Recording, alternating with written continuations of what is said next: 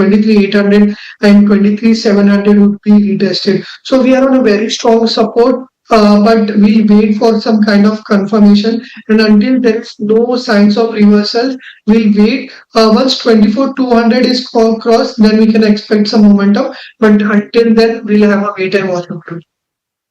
All right. Okay. So that's the view coming in on the Nifty 50. But let's start taking, all your stock related questions. The first one that we have is coming in on Grasim itself. Today it's seeing some profit taking coming in. But Rajesh, overall, we've seen a good rally on this one. Of course, when the results came out, there was some profit taking. Then we also saw some gains also coming in after that. What do you make of the charts for this one? And do you think that these are the levels that one could make an entry into?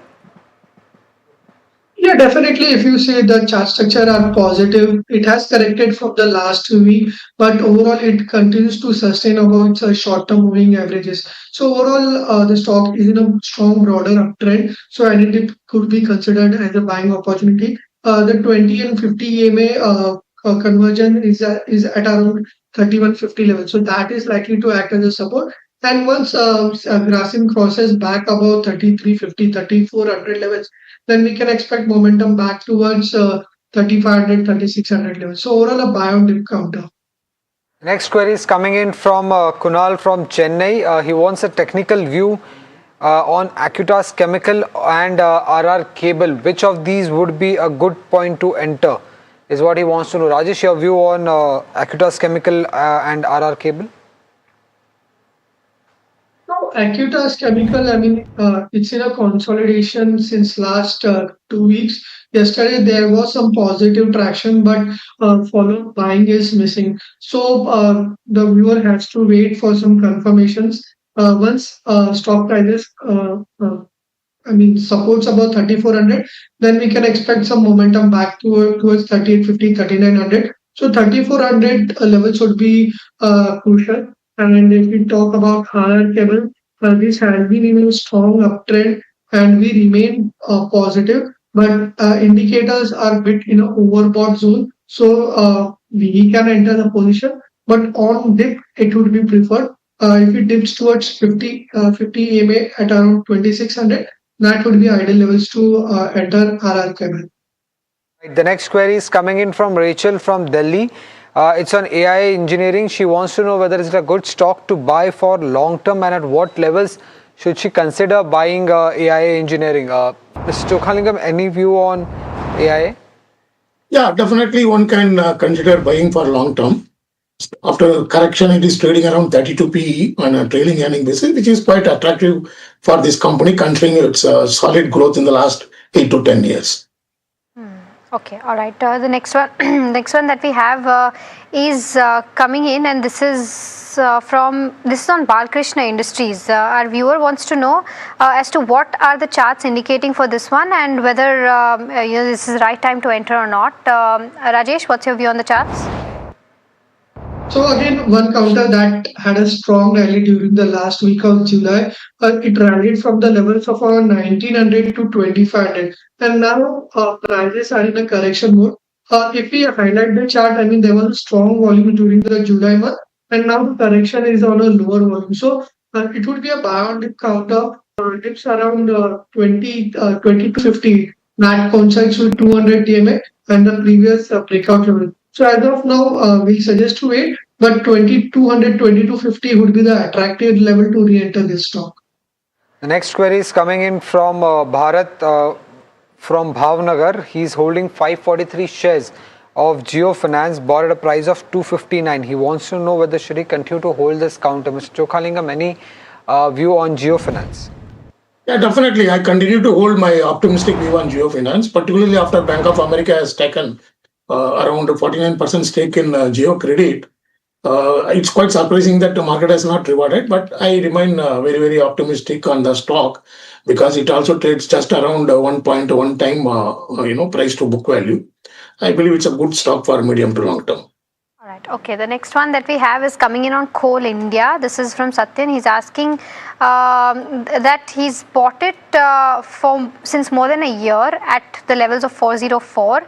Wants to know if he can continue to hold this one or should he switch, and wants to know if 500 is possible on this one in the near future. Though he's not mentioned the time frame, but he's directed this question to you, Mr. Oklingam. Any view? I believe it is a fabulous stock. Yes, in the short term, it is going through difficulties. Last 2 years, there is no meaningful growth in the coal production volume.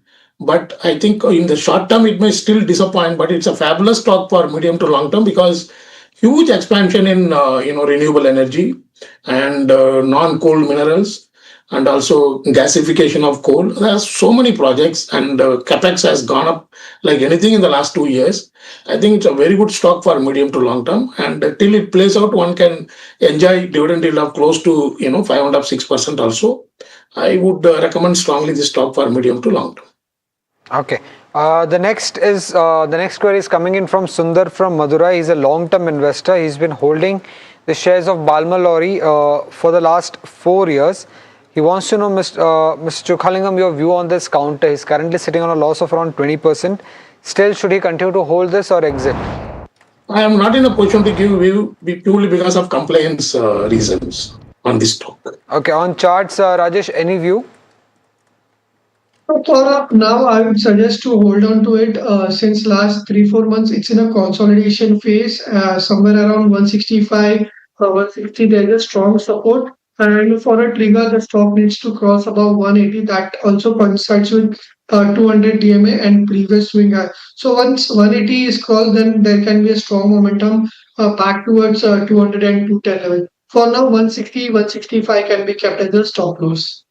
Okay, all right. So that's the view coming on Balmori. The next one that we have is on IGI. Dilip from Kolkata says that he's bought around 50 odd shares at the levels of 358. Wants to know whether to continue to hold or exit. Quick view on the charts, Rajesh, on this one. So as of now, hold on to it. Very choppy moves, but there is a strong support somewhere around 330 levels.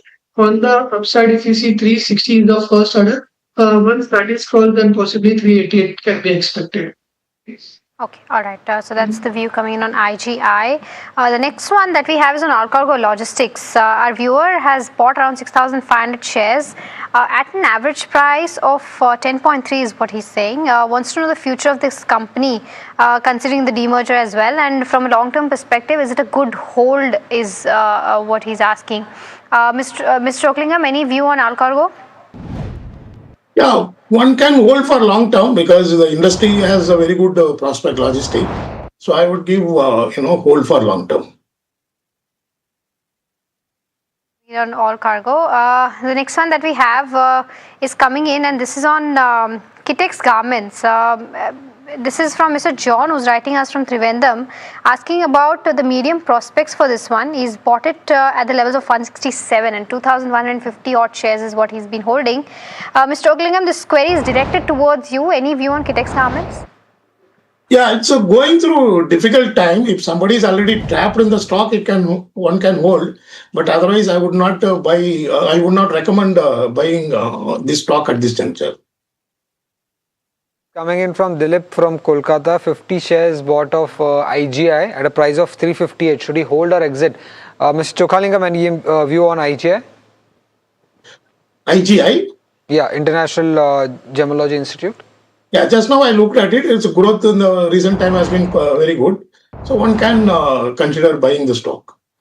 Right. The next query is coming in from Sumana from Dubai. She's holding 290 shares of Prime Focus, 225 shares of Prime Focus, bought at a price of 318, currently sitting on loss. Should she book loss or continue to hold this counter? Any view on this, Rajesh?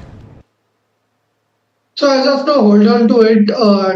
Recently there was a strong traction and then there is a correction mode, but it's still holding on to its key averages, and somewhere around 250 there is a strong base and moving averages. So hold on to it. On the upside, 310 will be the immediate resistance, and even if that is crossed, then there could be a move towards 350. So as of now, it's on a strong support forming a base. The next one that we have is coming in on PNB. Mr. Ranan has bought 365 odd shares at the levels of 134. Wants to know from a long-term perspective, is this the right time to maybe accumulate more? Mr. Oklingam, what's your view on this one? Definitely, it's a good stock for long term. It trades just below one time adjusted book value, and the industry tailwinds are very strong. So definitely it's a good buy for medium to long term. Right, the next query is coming in on Dabur. Umesh has bought some shares of Dabur at a price of 432. Should he average at the current levels, given the fact that the stock is already down 30 rupees from his buying point, or exit for long term? Mr. Chokalingam, your view on Dabur? I think you are not going to create wealth the way it created in the past, but tactically 10-15% rise is possible because the stock has been beaten down a lot and P also has shrunk a lot. The only concern is last 3-4 years there is no meaningful substantial growth in the business. Even EV to sales, it's trading at a elevated level. So my suggestion is buy only with the hope of getting maximum 10-15% return in about a year's time. So that's the view coming in on Dabur. The next one that we have is coming in. We've already taken, a fundamental view on Coal India, but Rajesh, Satyan. Okay, sorry, we've taken this query. So the next one that we have is on Oswal pumps. This is coming in from Kalyani, who's bought it at the levels of 414. She's holding around 2,000 odd shares. Wants to know from a 3 months perspective, can she continue to hold this one or book her losses at the current levels? Rajesh, on the charts, what would you recommend?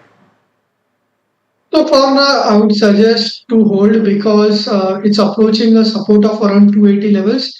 And if we see during April, the stock rallied from the levels of around 280 to 440 levels. So we're on a very strong support. So somewhere around 270, keep a stop loss. But I would suggest to exit on any bounce. If the stock bounces back to a 330, 340 levels, that would be ideal levels to lighten up the positions.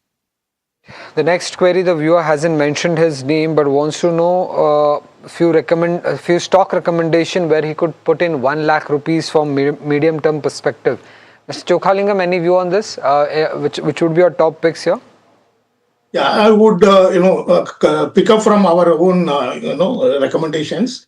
One is GE Shipping, trading at just around 4 PE. According to global shipping industry sources, the shipping tariffs remain still very strong. And second, Ramco Industries. It's a very interesting thematic stock. It has moved from largely in terms of focus to corporate customers in developing the roofing product.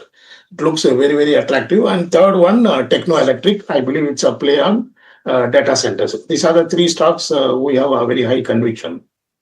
All right. Okay. The next one that's coming in, and again, this is on NMDC. This is from Venkatramani, who's writing us from Bengaluru. She's got around 630 odd shares, bought at the levels of 39. Again, a short-term query is what she wants to know about. 6 months is her time horizon, and wants to know whether she can maybe go ahead and average at the current levels or not. She's sitting on profits of around 27,000 rupees already. Rajesh, what would you recommend?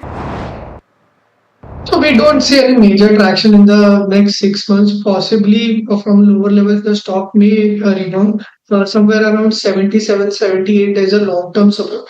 So that is the level where the stock can be averaged. On the high side, if we see there is a stiff resistance around 87 levels. Once that is crossed, then there can be a traction back towards 95 to 98. But as I said, 6 months could be, we don't see any major traction.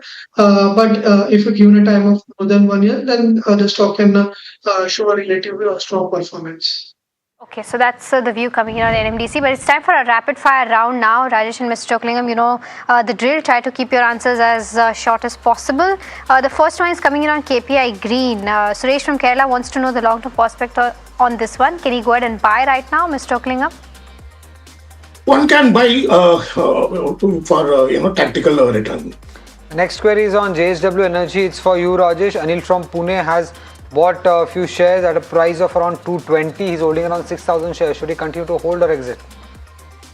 Yeah, continue to hold on to it. Very strong chart structure.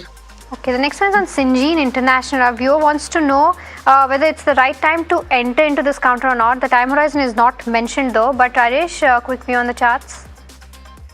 Wait for a confirmation. Once 420 is crossed, then can add. Next query is on Sundaram Fastener. It's for you, Mr. Chokalingam. Jayesh from Mumbai has few shares bought at a price of 1,250. Should he continue to hold this counter or exit? One can hold for long term. Short term, very difficult to make a decent return because already valuation is elevated.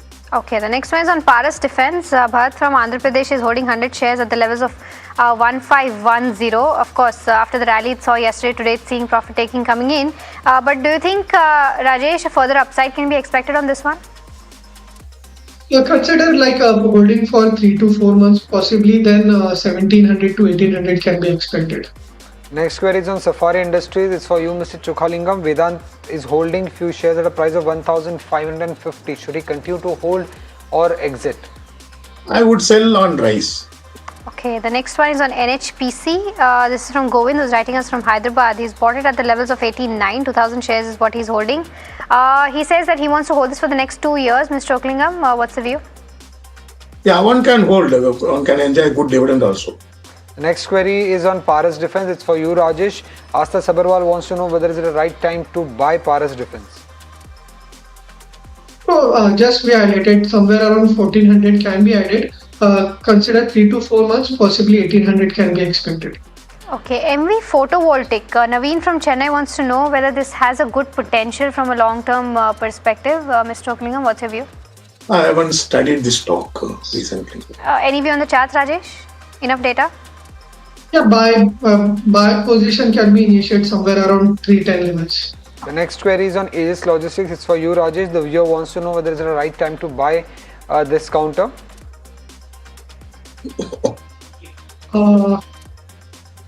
Yeah, I mean, very strong chart structure, possibly 1700 can be expected. Yes, Bank is the other one. Jatin from Ahmedabad is holding 20,000 shares bought at the levels of 24. From a short-term perspective, what could be the final target is what he wants to know, Rajesh. Immediate resistance is at 24 months, that is crossed, then possibly 28 to 29 can be expected. The next query is on MCX. It's for you, Mr. Chokhalingam. The viewer wants to know whether should he buy MCX at the current levels or not. Any view on this? Definitely for medium to long term, it's a very good buy. Okay, GE Shipping. Dr. Lavanya from Eluru is holding 300 shares at the levels of 1560. What could be the target on this one, Rajesh, from a short-term perspective? Yeah, we are expecting bounce back towards 1450 to 1480 levels, so hold on to it. The next query is on Vikram Solar. It's for you, Mr. Chokhalingam. Ravi from Guntur has bought few shares at a price of 190. Should he sell or hold? One can hold, 10-15% recovery is possible from the current price. Okay, the next one that we have is coming in on Karnataka Bank. Gaurav Baheti from Hyderabad is holding 50 shares at the levels of 289. 1 to 2 months target on this one, Rajesh? Very strong from the banking space, possibly 350, 360 can be expected.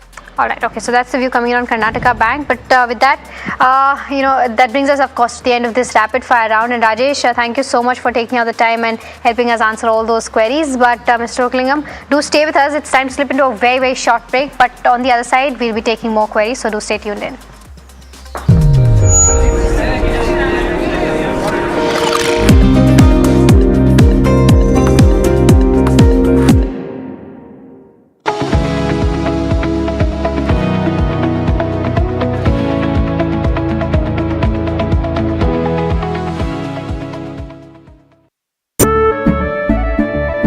केसरिया से मन जोगी हुआ रे दिल झूमे देखो पतवारा हुआ रे केसरिया से मन जोगी हुआ हर पल मनाओ केसरी त्योहार विमल बोलो जुबान केसरी अंबा शक्ति प्लांट की वर्ल्ड रेनाउंड टेक्नोलॉजी देती है स्टील को ज्यादा ताकत हर बार।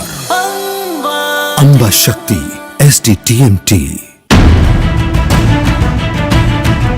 a world of questions, ideas that challenge the ordinary, conversations that connect countries and cultures, where different worlds find common ground. NDTV World brings Nepal's ideas to the world. NDTV Anviksha, ideas across borders. The Nepal Dialogue, 27th August, Kathmandu, Nepal. New rules of engagement. Ambitions crossing borders. Voices refusing to wait their turn. India is chasing gears. Faster, bolder, more restless. It doesn't stop. Neither do we. NDTV, when it really matters. The news, Ayush. Since when do we do scripts? Fair point. Picture this. The biggest stage. Floodlights. 4K. The works. Where's the hook? There's going to be celebrities and guaranteed eyeballs. Where's the hook? Think about this. Front page advertisements and hoardings. Bro, where's the hook? Cross-platform, digital first, virality. Without a hook, no way. The message is clear. It's 2026. You gotta be real in a world of reels. You gotta be original in a world where everything seems generated. That's it. That's what we're looking for. The best campaigns, the hottest trends, the smartest brand moves on our new show. But wait, what do we call it? The hook.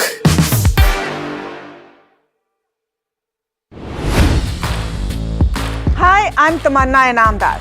Watch me on NDTV Profit, where I break down the day's biggest business stories. What happened, why it matters, and what it means for your money. Hi, I'm Neeraj Shah. Watch me on NDTV Profit for the most incisive market intelligence and meaningful corporate conversations. And I'm Alex Matthew. Markets, mutual funds, insurance, personal finance. I help you cut through the noise and make smarter financial choices. And here's where you can watch us.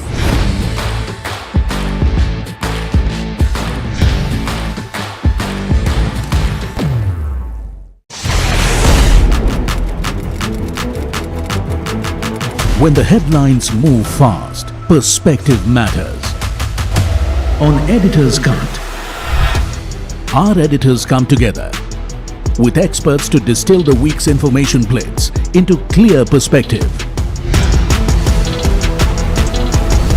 Down the stories shaping the world, from markets and the economy to global conflicts and what lies ahead. This is where experience meets insight.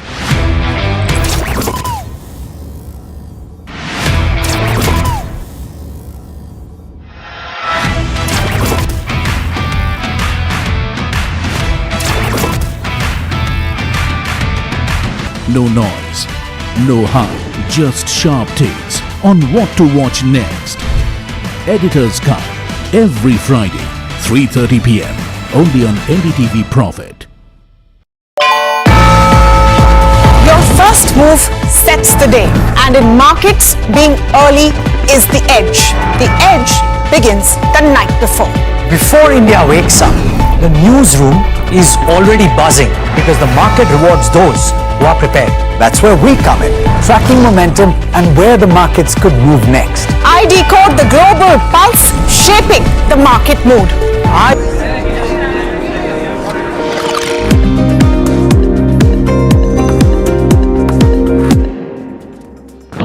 Welcome back. You're watching Ask Profit here at NDTV Profit. Let's take a look at what our new listings are doing at the moment. But because both of them have had a stellar listing, Biharilal as well as Shiprocket. Shiprocket is also up almost 42% as we speak. Now, to understand the company's plan of action, upcoming quarters, what is the guidance going to look like? Let's get in my colleague Ridhima, who is in conversation with the management. Ridhima, over to you.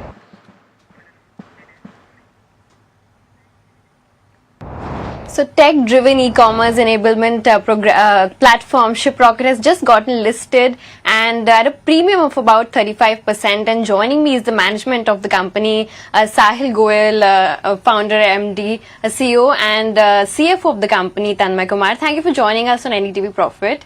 I want to start by asking you that if we see the core business, it's been profitable, but when we come to the emerging business, it's still not in the profit-making stage, your cross-borders and transfer payments, etc. When do you see that becoming profitable, and what will you sort of do? And overall, also the PAT and the EBITDA, which has been seen a degrowth in FY26, how will you turn it around? Also, lastly, on how will the mix between your core and your emerging business look like next 2 years? I'll quickly offer just a perspective on what is in the core and emerging business. So the core business turned profitable, as you pointed out, in 2022.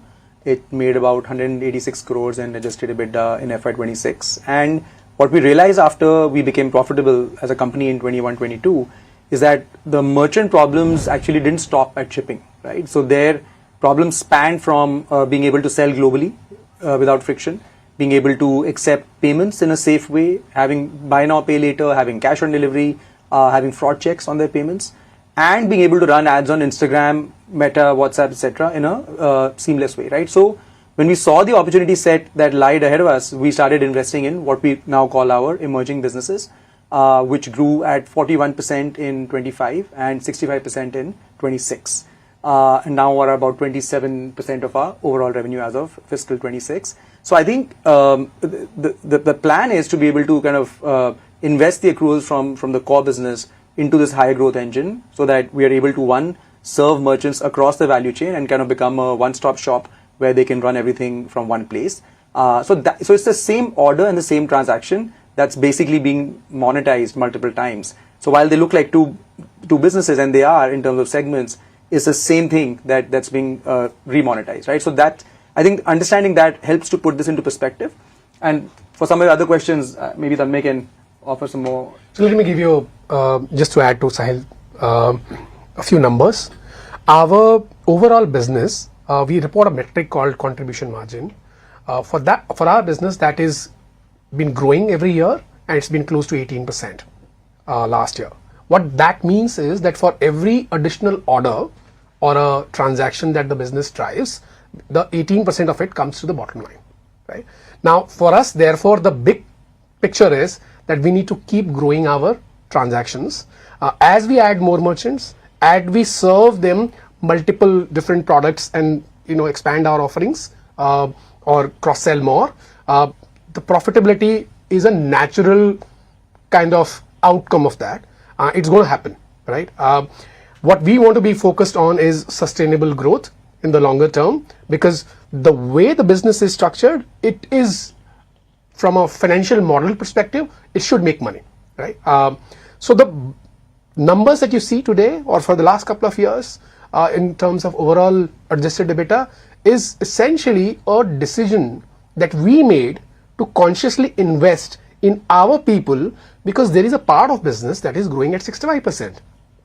So we want to be able to expand that as much as we can. In fact, precisely one big reason why we had this IPO where we raised primary money, because we want to be able to invest in that business and grow faster. And as we grow faster, profitability is absolutely a natural outcome, and we believe and we want to grow profits. Of course, we have an accountability to our shareholders. So your IPO proceeds are going towards those tech marketing spends and growing your emerging and core business. What sort of revenue expectations do you have, and what is the timeline for that? Also, the debt repayment of around 210 crore. What sort of a debt is currently on the company, and how much will be sort of taken care of after this IPO proceeds are being used, and what is the interest rate you're looking at? So let me answer the second part quickly. So we are going to become debt free. So we're going to retire all the debt. So that should be taken care of, and that should help overall. As far as the expectations is concerned, and in terms of how the growth would be, I think we were discussing today, the bigger outcome for us is that we are sitting on a market where the opportunity is fairly large, right? We have addressed 2 lakh merchants. We are after a market where MSMEs don't really have a horizontal integrated platform that can give every piece of marketing to payment to shipping at one place. So we have a very unique opportunity ahead of us, and we have, just like Sahil said, addressed 0.5%, right? So to me, if we stay focused on that outcome that we want to deliver, all of it is going to, the growth is, you could see the opportunity. I mean, we are very, very excited because the opportunity is there. We need to be stay focused and deliver, and we are very, very conscious of that. All right. So you heard the management. They plan to become debt-free very soon. The management, of course, of Shiprocket now seeing gains about 42%. Significant, premium gains on listing also is something that we saw on this one. But let's again get back to all your stock-related queries. And on this side of the show, we are joined by Lakshmikant Shukla, who's a senior technical research analyst at Yes Securities, joining us now for all your technical queries to be answered. Let's take in the first one, which is coming in on Vishnu Prakash Pugaria, and this one is from Murthy, who's writing us from Hyderabad. He says that he's got around 2,000 shares of this one at the levels of 53 and wants to know whether he can continue to hold this from a short-term perspective. I'll come to you on this one, Lakshmikant. What are the charts indicating for this one? Reaching the levels of 47, it has seen a consistent decline. Lakshmikant, I think your voice is cracking. We'll try to fix that quickly. By the time we do that, Mr. Oaklingham, any view on this counter? Its track record looks very, very unimpressive. I would avoid this kind of stock. Okay. The next query is on EIH. The viewer hasn't mentioned his name, but he has around 220 shares bought at an average price of 368. Should he continue to hold this counter, Mr. Chokhalingam? Definitely, it's a good buy at the current price. Short term, it may not make money, but medium to long term, I believe it's a fabulous stock. A lot of expansions are happening in the water space, and strong balance sheet and good management, a great track record. I think it's a very good buy for medium to long term. All right. Okay. The next one that we have is coming on the management that we were just speaking to, Shiprocket. Our viewer Vishwanath Reddy says that he's gotten the allotment and wants to know if he can continue to hold or it's time to book profits in this one. Any view on this, Mr. Oaklingham? I looked at it. Yes, one has to accept the fact that the growth story is fabulous. Balance sheet is also very strong. But the valuation comfort is not there. So my view would be sell in phases, over next few weeks as it keeps rising. Next query is coming in from Gabriel. He has around 2,000 shares of Inox Wind bought at a price of 134. Should he buy more, average, or sell? Lakshmikant, any view on this? So Inox Wind has seen a decisive breakdown below the levels of 78, and then after we have seen consistent declines. Overall sentiment looks negative till it trade below this level. I think we could see a more downward move toward the levels of 68 to 65. So I think it should exit from this Inox Wind. And Lakshmikant, anything on the charts for Vishnu Prakash as well? So recently it has made a top of around 44 to 45, and then after we have seen here also decline movement. So I think until it reclaims this level of 44, 45, we will remain negative. Near term support is seen around the levels of 28. If it give a decisive breakdown below this level, then further downward pressure should be faced by this stock. Right. The next query is coming in on from Mithilesh Kumar from Delhi. He's holding 384 shares of UPL bought at a price of 868. Should he continue to hold this counter or exit, Mr. Chokhalingam? One can hold. Short term, it is difficult to make money because, particularly in India, the rainfall is not adequate. But for medium to long term, it's a good stock, also considering the fact that stock has fallen quite considerably. And the commentary in Q1 was also cautious with regards to El Nino for this one as well. So keep that in mind. The next one is on Bombay Burma Trading Corporation. 50 shares is what Somna Nayak has bought at the levels of 1800. Continue to hold, maybe buy more, average out. Lakshmikant, your view on the charts?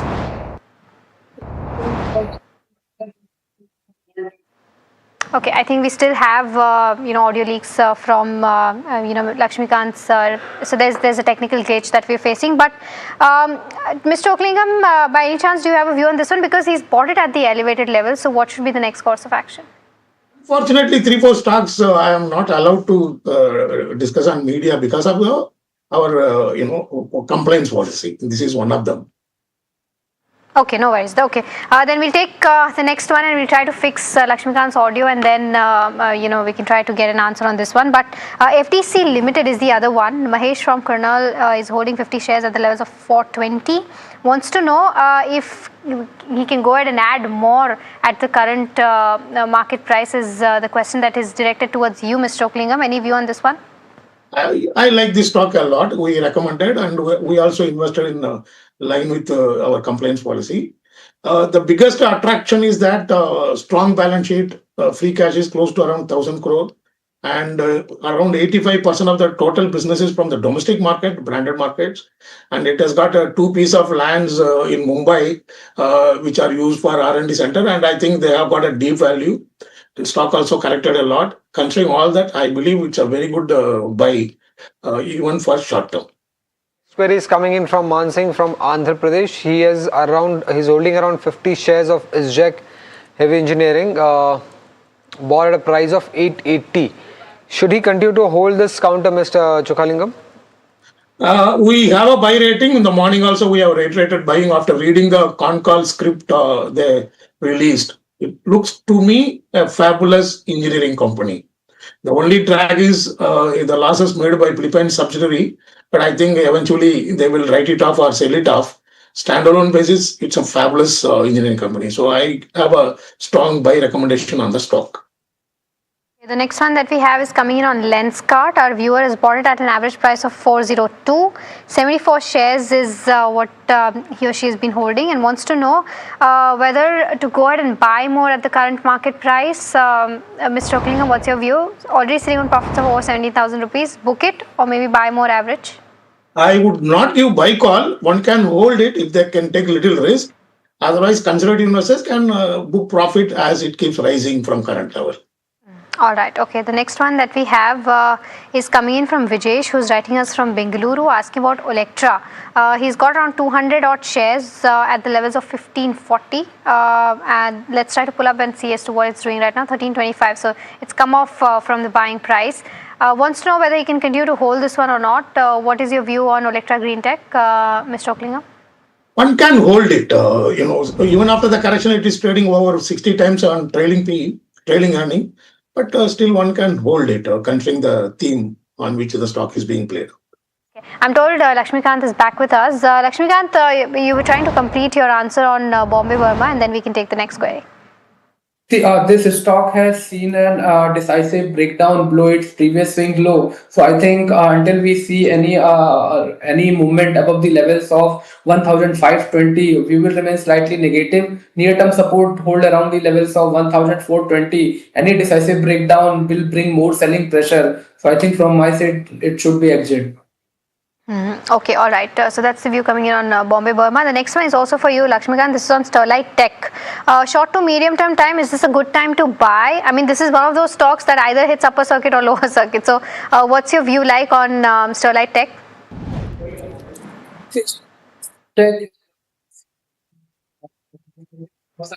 Okay, I think I still can't hear you. We'll try to fix that yet again. But Mr. Oklingam, Sterlite Tech, any view on this one? Evaluation is elevated, as you rightly mentioned. In the last 5 to 8 years, both the financial performance and stock price are extraordinarily volatile. So I would give a sell call if investors are making decent profit. It could be a good sell. Let's try to shift focus and take a look at FICCI's annual capital market conference, where SEBI's chairman Tuinkanta Pandey is giving his inaugural address. Listen to what he has to say. The gateway to India's future, AI, financialization, and new investment frontiers asks us to consider the role our markets must play in India's tomorrow. India's capital markets have transformed. They are no longer merely a barometer of economic activity. They are an important driver of it. They connect household savings with enterprise, global capital with domestic opportunity, and risk capital with new ideas. India's capital markets, the scale is significant. In FY 25-26, equity issuances crossed 4.5 trillion rupees, which is 4.5 lakh crore, with around 1.9 lakh crore raised through 366 IPOs. Till end July 26 this year, in this financial year, 260 billion rupees has been raised through 79 IPOs, while potentially around 2 trillion rupees can be raised going ahead. Corporate bond issuances exceeded 9 trillion in FY 25-26, while 2.7 trillion has already been raised in the first 4 months in FY 26. AIF investments have risen to around 7 trillion rupees, that is 7 lakh crore, till end July 2026. Market capitalization today is around 132% of GDP, and we have around 149 million unique investors.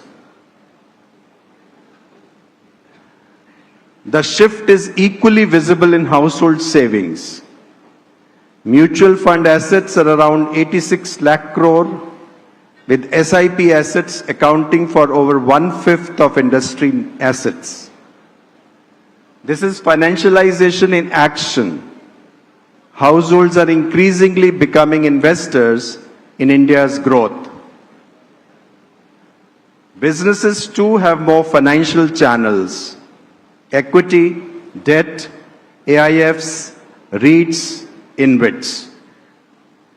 Capital markets therefore sit at a critical junction between household aspirations and the financing needs of an economy that must grow, innovate, and build at scale.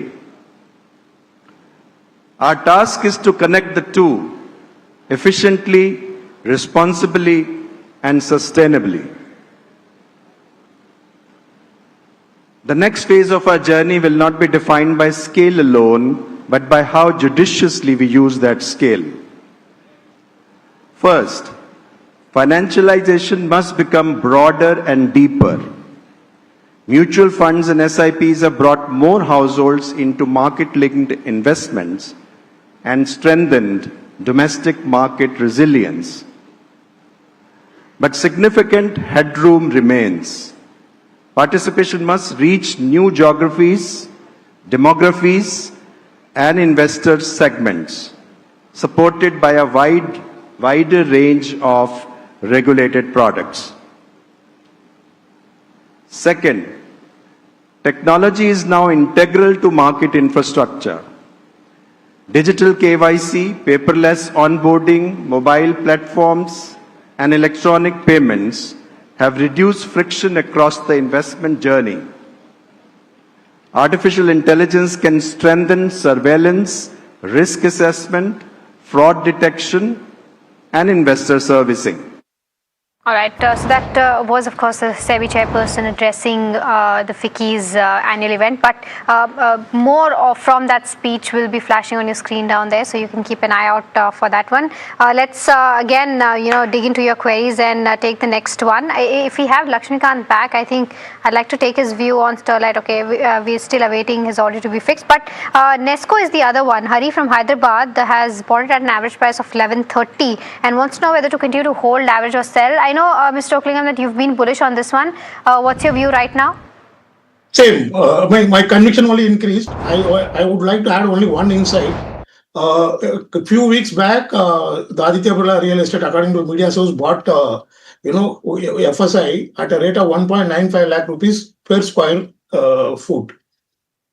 meter. Sorry. So if you consider that and apply on Nesco's total FSI, as the company has mentioned last year, I think the upside is huge, and I remain very bullish on the stock. I also hold the stock in line with our compliance policy. The next query is coming in from Siva. He's holding 20,000 shares of Indian Overseas Bank, bought at a price of 37.8. He wants to know the outlook for the next 2 years. Mr. Shokhalingam, what's your view on Indian Overseas Bank? Good bank. I mean, most of these PSU banks, unfortunately, trade even below adjusted book value, whereas they hold on to very high low-cost deposit, CASA deposits, and industry tailwind is also positive. It's a good buy at the current price. Okay, all right. The next one that we have is coming in on a slightly smaller name, Mr. Oaklingham. Neil Kamal is what Rohit from Pune wants to know about. He's got around 1,000 shares bought at the levels of 1390. He says that his time horizon is for the next 3 to 5 years, whether he can continue to hold this one or not. Possible to give a view? I haven't studied recently, so I'm not able to give. Okay, no worries. The next one then that we have is on Jyoti CNC. Our viewer wants to know whether this is the right time to enter into this counter or not. What's the view on this one? Entering, I don't know. It would be preferable to enter when it corrects, but it's a great stock. Its track record is too good. One can hold. Probably, if it falls by any chance below 900, I would be comfortable for giving a buy recommendation. Next query is from Jaswant Singh from Punjab. He's holding around 17,000 shares of Alcargo, bought at a price of 15 rupees. What's your long-term view on Alcargo, sir? One can hold. I mean, long-term logistic business holds good. Stock also corrected a lot. One can hold and one can even buy at current price for long-term. Okay. The next one is on M&M. Our viewer wants to know if this is the right time to make an entry into this one. Mr. Oaklingham, do you think that's the right thing to do from the auto space? Certainly, yes. Fabulous performance. In tractor, they are having a leadership. And automobile segment, they are growing very well. And their guidance also is too good for next 1 to 3 years. I believe it is one of the most attractive stocks in the Nifty and Census basket. Okay, all right. The next one that we have is on HDFC Bank. Madan from Hyderabad is holding around 2,000 shares bought at the levels of 710 and wants to know from a 1 year perspective, exit, continue to hold, Mr. Oaklingham? Difficult to give exit call. Yes, it might disappoint for 1 more year also. But having seen this track record and also the price crash, most importantly, trading just around 2 times book value, it would be hard to give sell call. I think one should still have some hope and hold it at least for another 1 year. Were having a caller named Khwaja who was calling us from Andhra Pradesh, also wanted a view on HDFC Bank. So I hope that solves your query as well. But Vikram Solar is the other one. Ravi from Guntur has bought 780 odd shares at the levels of 190. Wants to know whether to continue to hold, sell. What should be the course of action, Mr. Oaklingham? One can hold it. It's a great stock in solar. Unfortunately, crash performance also got affected. My only apprehension is that it would be very difficult for mid-sized solar companies to compete effectively with large industrial houses and build a larger scale of the business. The industry is now crowded. So therefore, one can exit in case the stock moves above 200 rupees from the current level.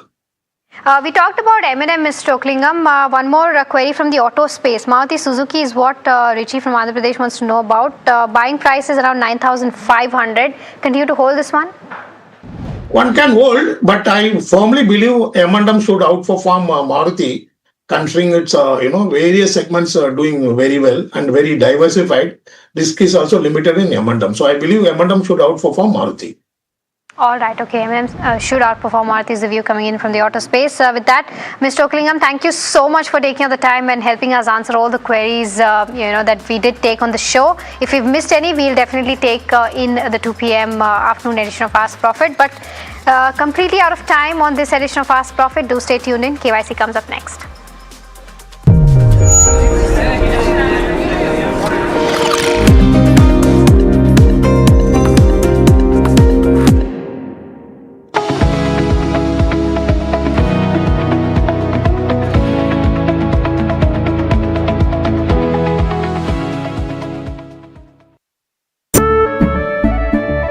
केसरिया से मन जोगी हुआ रे दिल झूमे देखो पतवारा हुआ रे केसरिया से मन जोगी हुआ हर पल मनाओ केसरी त्योहार विमल बोलो जुबान केसरी अंबा शक्ति प्लांट की वर्ल्ड रेनाउंड टेक्नोलॉजी देती है स्टील को ज्यादा ताकत हर बार अंबा शक्ति SDTMT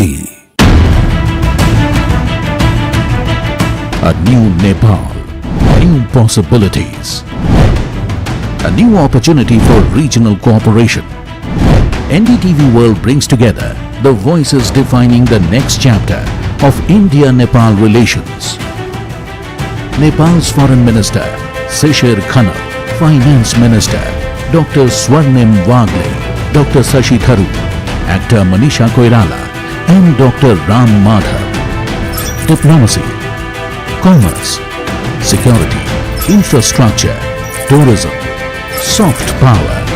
NDTV Anviksha, ideas across borders. The Nepal Dialogue, 27th August, Kathmandu, Nepal. 3 decades of watching the world change.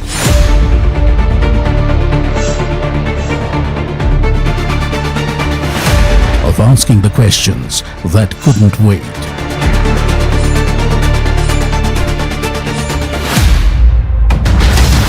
Of telling the stories that couldn't be ignored. Of holding the line when it mattered most. Times change, our purpose doesn't. NDTV 24/7 is now NDTV when it really matters.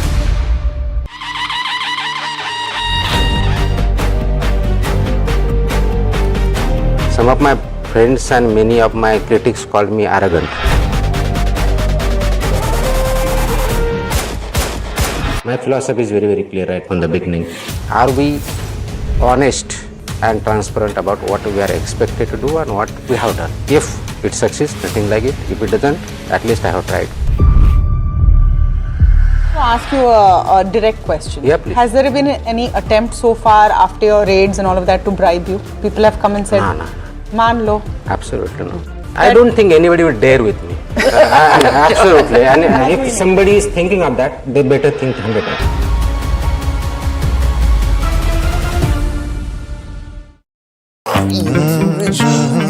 The news, Ayush.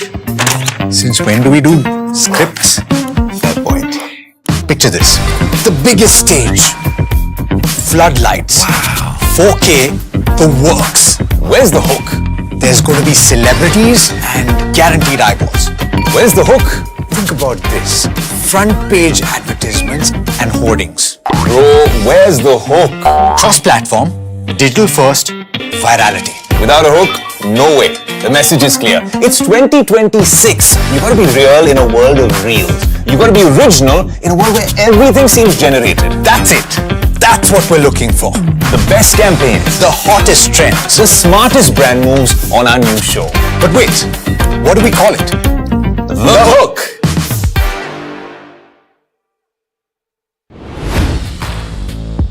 Hi, I'm Tamanna Inamdar.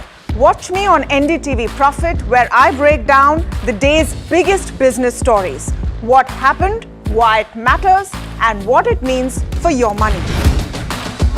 Hi, I'm Neeraj Shah. Watch me on NDTV Profit for the most incisive market intelligence and meaningful corporate conversation. And I'm Alex Matthew. Markets, mutual funds, insurance, personal finance. I help you cut through the noise and make smarter financial.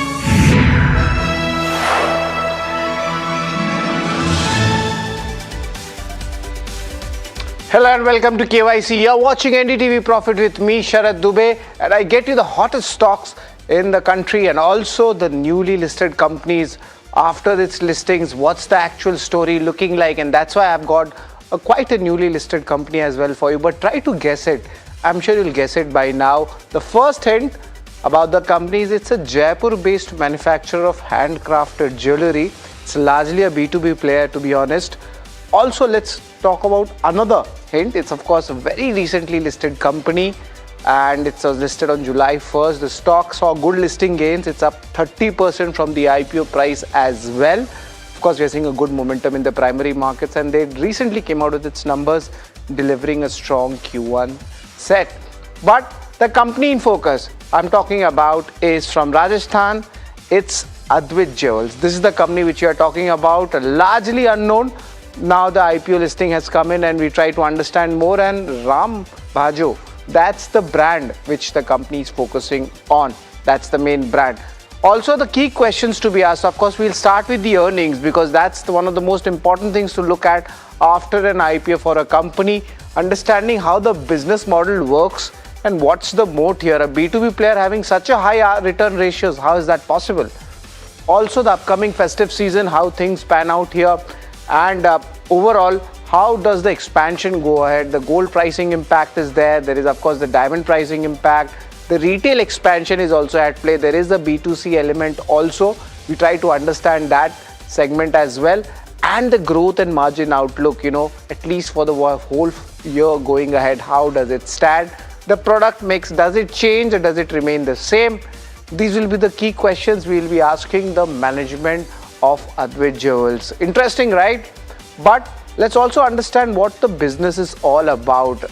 This is, of course, a Jaipur-based company. They have a good legacy in that state. But are they going to go for a pan-India player? That's what we'll try to understand. They have the handcrafted jewelry. Is something which the company focuses on. They do design, manufacture, sale. It's all in one for traditional as well as contemporary jewelry. Also looking at the company, they focus on kundan, polki, diamond and studded jewelry. So a lot of options are there. So this, of course, they serve jewelry retailers as well as dealers through the B2B model. But is there a really big margin to play here? That's the question. The promoter roots dating back to 1921 in the industry. A very interesting story. And 400 kg annual capacity is something which they are making. This is one integrated setup which they have. This presence across 21 states and they are serving around 274 customers. Also, the company does B2C customized jewelry orders also, and I'm going to give you the breakup also of how the revenue pans out. The Q1 numbers are strong. That was up almost 37% on a year-on-year basis. Now, if you're looking at the revenue share, B2B is still on the maximum side, 78%, but the B2C segment also is there. Roughly 22% of this revenue comes from this segment. Interesting story. Let's move ahead. But how the German jewelry market comes up, it's projected to reach $140 to $155 billion by FY28. Also looking at the growth, almost 7% to the national GDP just comes from the German jewelry segment. It's a big export market here, and the organized market share that's expected to go from the current 36 to 43%. So there will be benefits coming in for the organized players here. But understanding how the diamond processing industry works, that's important. India processes nearly 75% of the world's polished diamonds. Also, if you look at another interesting data, 25% of the global exports just comes from India as well. You must be wondering which are the hubs. There are 3 hubs. There is Surat, Jaipur and Mumbai, and Jaipur is where the company's processes are happening. So there is an angle of course, gold as well as silver. But what may work for the company? This is one of the most important sections of KYC. Strong EPS growth trajectory, that's what we have seen. Debt equity ratio is stable right now, not much of a concern. But yes, short-term debt is on the higher side. Strong cash flows and the working capital ratios. So that's something which is doing well. Higher margin product profile is there even if they are in the B2B business. Also, I would like to point out one more important point is the strong legacy presence, something like a PN Gadgil if you have to think about it, but on the B2B side.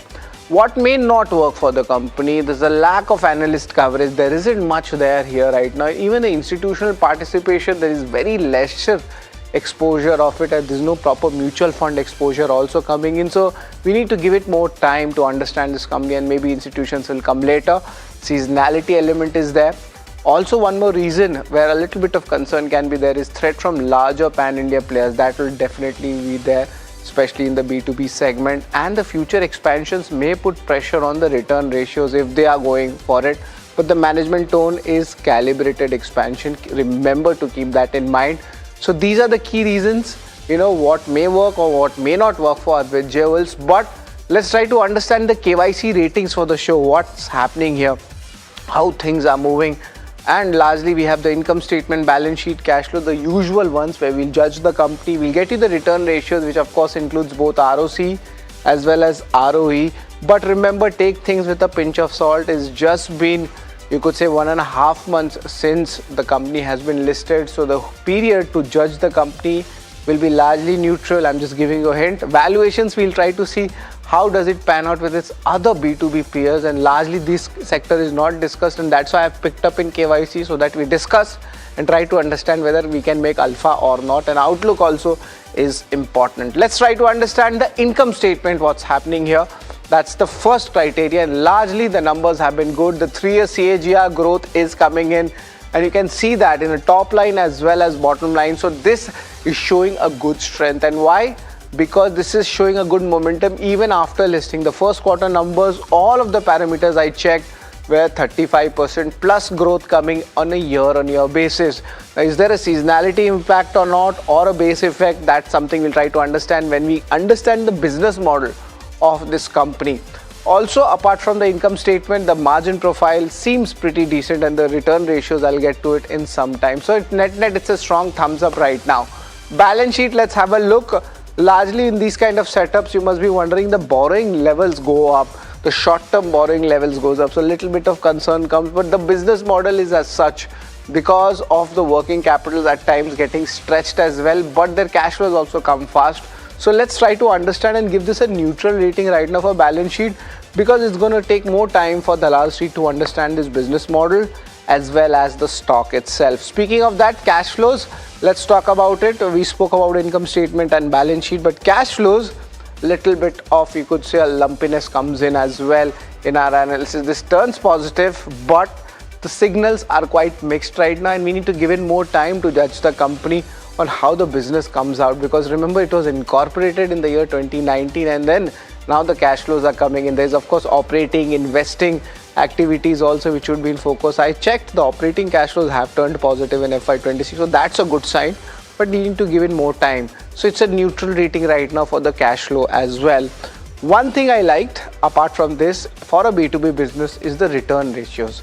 Let's pull up the return ratios, and largely this is of course the ROE and the ROC numbers. If you talk about it, they have come down because the equity base has gone up because of the IPO, but by pure mathematics the average is 50% plus. ROEs and ROC also is around that 30% mark by the calculations, and this is very decent and very good for a company which is having almost 80% plus revenue coming in from just the B2B segment. So there is a good return ratio here. So I've given this a strong thumbs up. In my analysis, the next important KYC rating after the return ratio comes shareholding. Take things with a pinch of salt, nothing has changed. This is the momentum. Still 13% is held by institutions, so that is a good sign. But as the company progresses, as the market cap goes up, and as companies get discovered in KYC, we might see more institutional participation going up. So let's keep it a neutral rating right now, and let's move on to street cred also. How things are panning out when it comes to the street cred. From the IPO price, there was a good listing pop, so its stock went up 30%. But since listing, the stock hasn't done much, and it's just been, you could say, 45 days, 46 days. So nothing much to judge on the company right now. Congratulations if you are holding the company from the IPO price. So it's a neutral rating as of now. Let's give it more time. But let's talk about the valuations, how things pan out. How the peers are there. And there is a very interesting set of peers, I must say that. And see, look at the numbers. Adit Jewels is there. It's largely B2B. There is House of Shringar. That's also something I'm talking about. Sky Gold, everybody talks about it, but the numbers are very strong about Sky Gold, and that's why it's commanding the premium.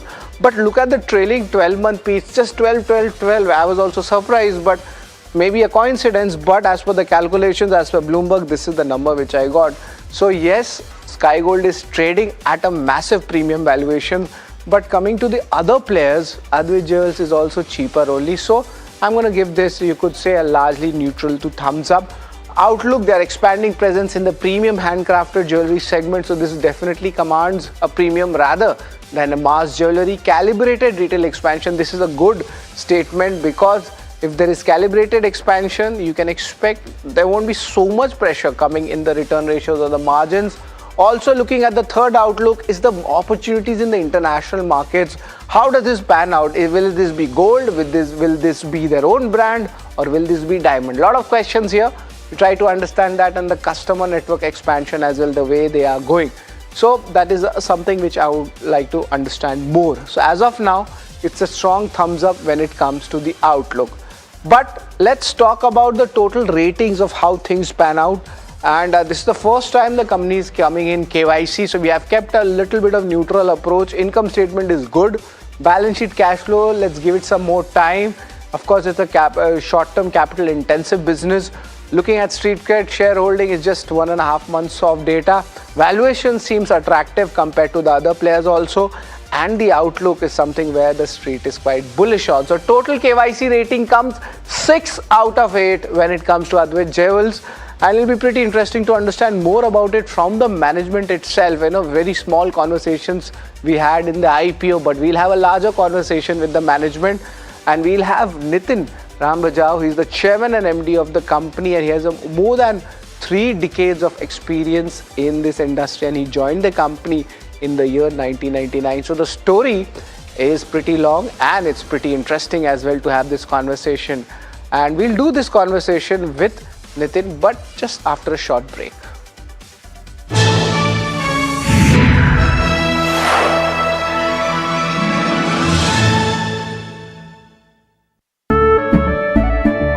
केसरिया से मन जोगी हुआ रे दिल झूमे देखो मतवारा हुआ रे केसरिया से मन जोगी हुआ हर पल मनाओ केसरी त्योहार विमल बोलो जुबान केसरी। अंबा शक्ति प्लांट की वर्ल्ड रेनाउंड टेक्नोलॉजी देती है स्टील को ज्यादा ताकत हर बार। अंबा शक्ति SDTMT।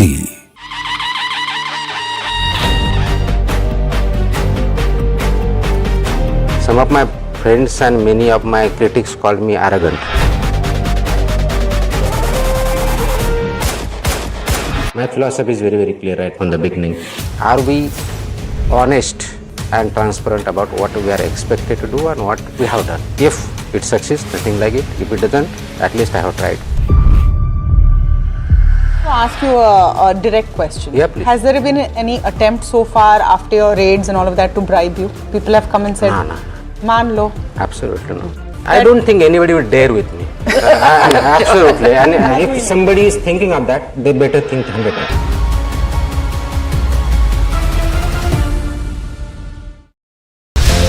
New rules of engagement. Ambitions crossing borders.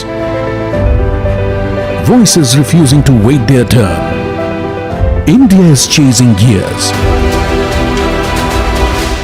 Faster, bolder, more restless. It doesn't stop. Neither do we. NDTV, when it really matters.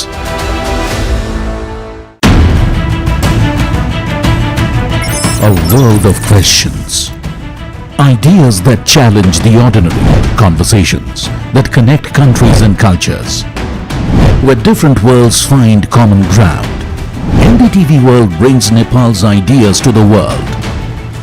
NDTV Anviksha, Ideas Across Borders. The Nepal Dialogue, 27th August, Kathmandu, Nepal. The news, Ayush. Since when do we do scripts? Fair point.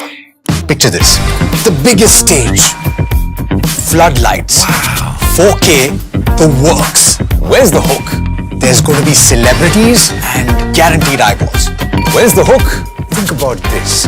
Front page advertisements and hoardings. Bro, where's the hook? Cross-platform, digital first, virality. Without a hook, no way. The message.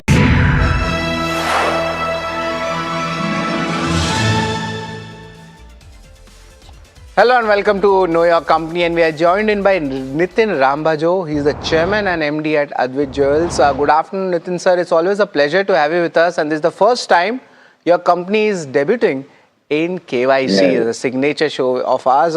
First, we need to understanding how your business model is and what's your moat. I presume it's into B2B segment, but you're having one of the highest return ratios in the industry. Why is that, and what's your moat?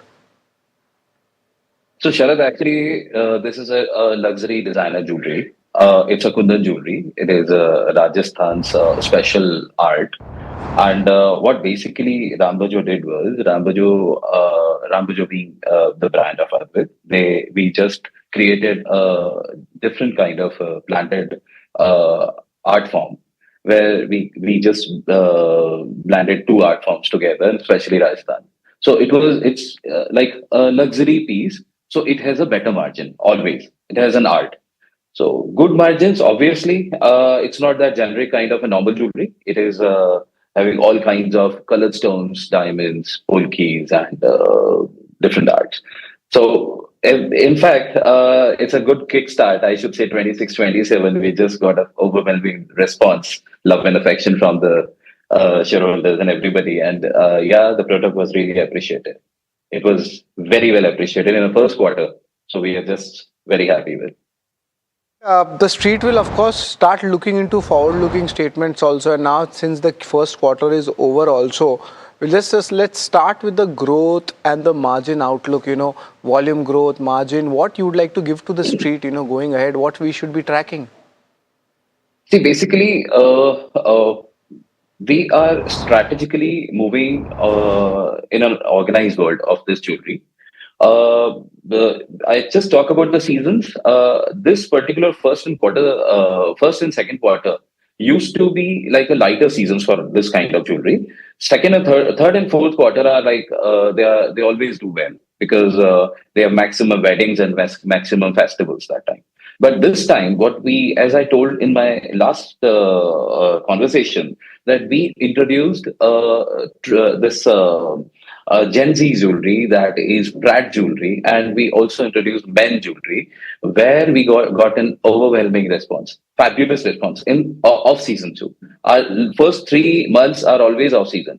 April, May, June is always an off season counted, but it was well appreciated. So I think future of this jewelry is also men jewelry and a Brad jewelry. So it adds to our portfolio now. Particular art jewelry now men loves, like the way I'm wearing. That's a pretty interesting take. I just want to understand a little bit more since you're speaking about men and Gen Z. That's a very interesting trend which has picked up. And seasonally, it's a weak quarter, but then the performance is pretty strong. What are the key trends on the consumption part for men and Gen Z? So Sharad, if I tell you like a brooch I'm wearing in my office, I'm sitting in the formal way and I'm sitting and wearing this brooch. It is very subtle and a very simple brooch, but it gives a very good aura being it's Shri Krishna. So you just have to look at what people will prefer in the regular world. So that comes to, that's an addition to this kind of jewelry. If you are wearing an art when you are sitting in your office, that's so interesting. Anything which is made with an art is like interesting. So if we add one more, like men jewelry, as I told you, we are going for brooches, collar, pins, more of buttons and shirt buttons. There are a lot of things coming up. Even belt buckles we are making. Right. If we talk about our pret jewelry, small pieces which girls and young ladies and all the ladies can wear in their offices, they are also formal wears. So going for those modern style of only diamond piece and only a lighter gold piece, I think this designer art piece will be getting a better response. That's a pretty interesting take, and I think I'll ask my costume team also to introduce some brooches as well. But I want to understand the festive season also, how things pan out, in your business model, third quarter, fourth quarter. Is it much more on the marriage side, or how does it actually pan out, if you could explain us? Yeah, the core business is marriage side because we do bridal jewelry a lot, and yeah, Jadao Polki is bridal jewelry more of. That's why I told you a bit of diversification for adding the portfolio was there. But yes, fabulous response from the bridal side. Actually, all the brides now want to wear kundan because it has become a trend, and we are now adding more things to this. As I told you, like different designs, changing art forms, adding art forms. So it has become into fashion. It will be a fashion. And I think it's an handmade jewelry. So we just want it to become a fame of India. People should actually talk about it. Workers, artisans work very hard to do this thing. So yes, it will be I've kind heard, of an appreciation. So you have an integrated business model set up. All the karigars are in Jaipur itself, right? Yes. Yes. I have a question on the B2C segment. That business is now slowly coming up. I think it's made to order or customization is there, but still 22% of that, revenue is coming. How do you see this panning out going ahead, especially in the B2C side? There's a different competition here. Yeah, there is a competition. In fact, we were in a B2B level and we had only a small experience center before. Now we are coming up with new stores. We are coming up with a new big store in India, in Jaipur only. And that will be a proper B2C store where we will be keeping all these jewelry which I'm talking about, like men, pret, and bridals. And we will have an experience place where brides can come and enjoy and decide things. We will have experts to give them the best ideas, what will look best at what time. So that will be an approach to our B2C level, even by social media, by PR, by another platforms. We are going to them directly. We are making them aware that we are the ones who are manufacturing. We have that end-to-end production facility. So I should say that this whole thing will attract the clients, the B2C clients who are the end users, and they will prefer to buy directly. And yeah, obviously there will be more innovations and more designing as we are famous for that. So now we will be bringing them to the end user directly. I think we got good response before, and now we are getting more responses as we are bringing it to the client. Right, and Nitin, there is of course an exposure in the diamond segment also. There's LGD also coming in. We spoke about Gen Z, men, but LGD is becoming an important part of a lot of people's lives. I just wanted to understand, how is it panning out for you, for the company? So LGD, basically, we don't do a lot of things in LGD, but we are very flexible. If anybody wants something in a lighter price and they want to give Polki with LGD, goes well, because at the place of Polki is a flat diamond. I just explained you. Polki is a flat diamond, but at place of Polki, we can't put lab-grown Polki because that is always visible. People can find out that, no, this is not Polki, this is not real diamond. But in lab-grown diamonds, in the cut diamond side, people don't easily differentiate. So we can use lab-grown diamonds to reduce the cost of the pieces. As we are working, one more thing, we were trying to work as the gold prices have gone up. We are trying to make lighter gold pieces. So lighter gold pieces will give a better look, and it will have a lesser cost of gold in that.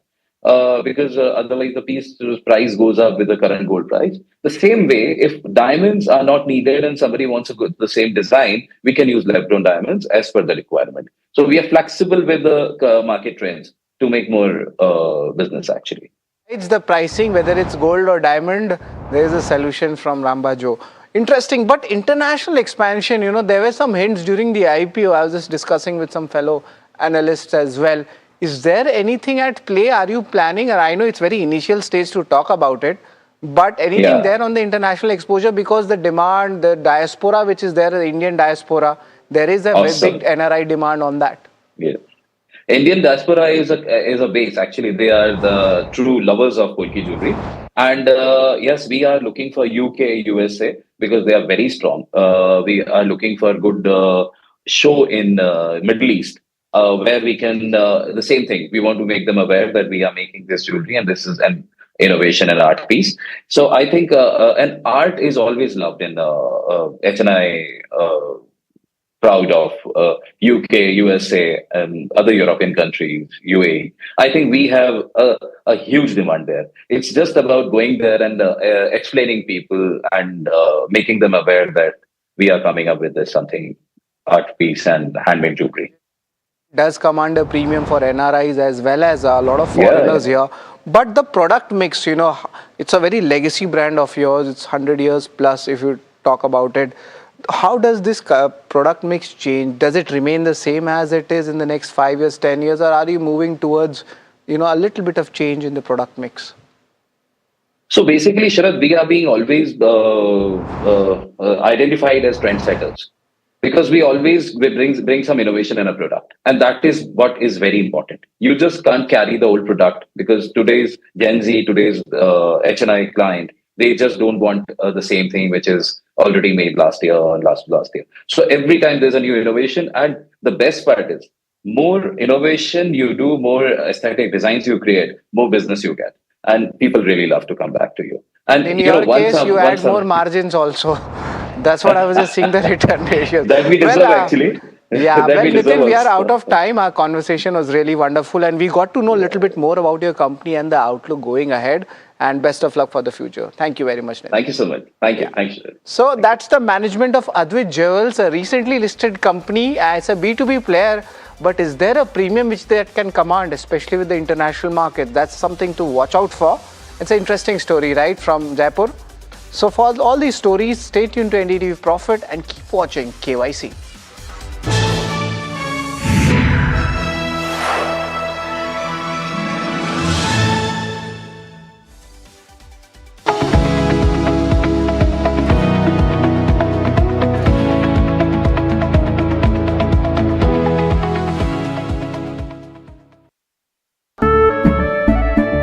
केसरिया से मन जोगी हुआ रे दिल झूमे देखो पतवारा हुआ रे केसरिया से मन जोगी हुआ हर पल मनाओ केसरी त्योहार।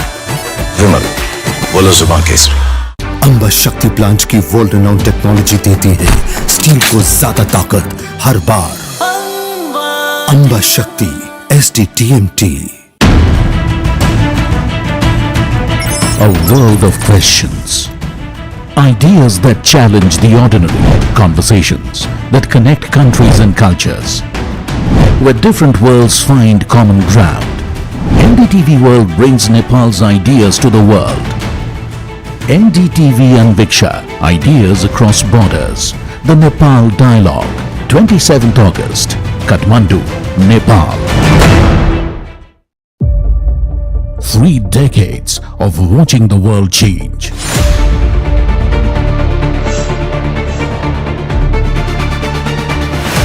Of asking the questions that couldn't wait.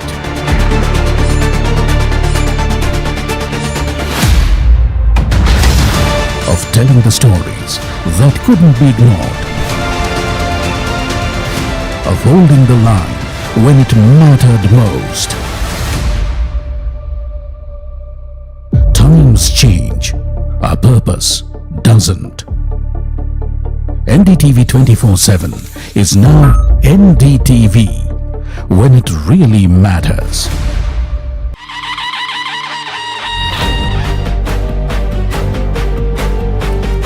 Some of my friends and many of my critics called me arrogant. Benchmarks trade under pressure today with the Nifty hovering close to 24,000 levels. Sensex sheds more than 200 points. Defense, energy are the top sectoral laggards today, while IT and PSU banks remain resilient. Oil extends its rally for a 4th straight day with Brent nearing $92 a barrel. No US-Iran talks are underway while also Strait of Hormuz flows remain disrupted, fueling the supply concerns. Sugar stocks notch sweet gains with key names gaining up to 12% today. Domestic sugar prices have jumped 21% this month, while global prices sit near the 14-month highs. Tight supplies and lower inventories are boosting realizations, even as reports suggest the government may consider cutting sugar import duties. RailTel shares surged over 6% after bagging a 166 crore rupees work order from EPFO. The order win boosted the sentiment around the telecom infrastructure player. Shiprocket listed at a 35% premium after its IPO was subscribed 99.38 times. The strong debut signals robust investor appetite for the logistics tech player. Meanwhile, Bihari Lal Engineering listed at over 60% premium to its 285 rupees IPO price.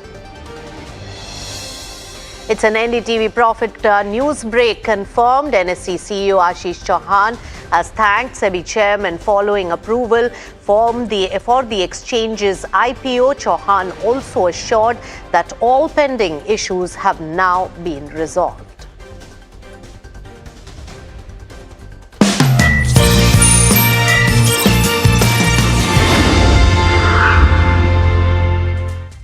Hello and welcome. You've tuned into Markets at 12. I'm Nisha Podar and let's take you through what's really making big news in the world of business and markets today. First, beginning with our key indices.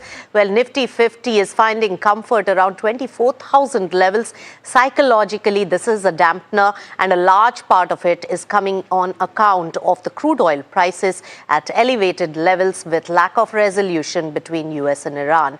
And that's really showing and percolating across the market as well. In fact, take a look at the mid-cap universe. That is a slight bit of outperformance to the key indices, but still in the negative zone. When we talk about one sector which is played around the most in terms of the overall economic nervousness and betting on an economy, it's the banking sector, 0.2% down in that as well. And that is the dampener that the overall market is really dealing with.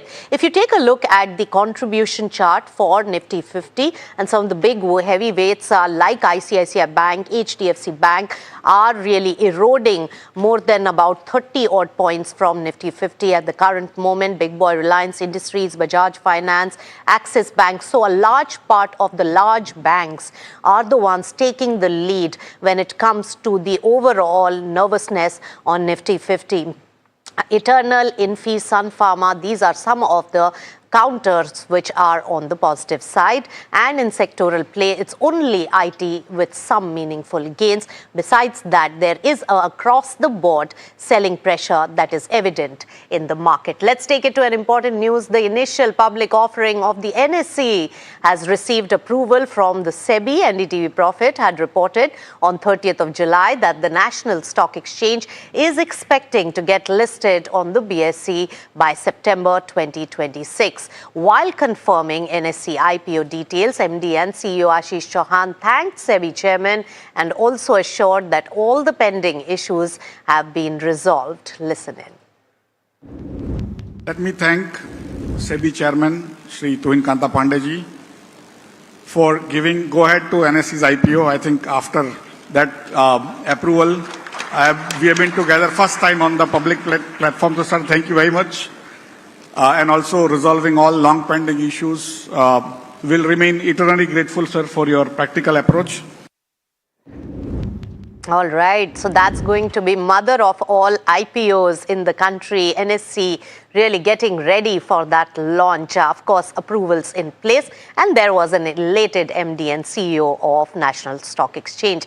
Now let's take it more to the markets and what should be the strategy at this current volatile environment. Feroz Aziz, joint CEO of Anand Rathi Wealth, joins in now.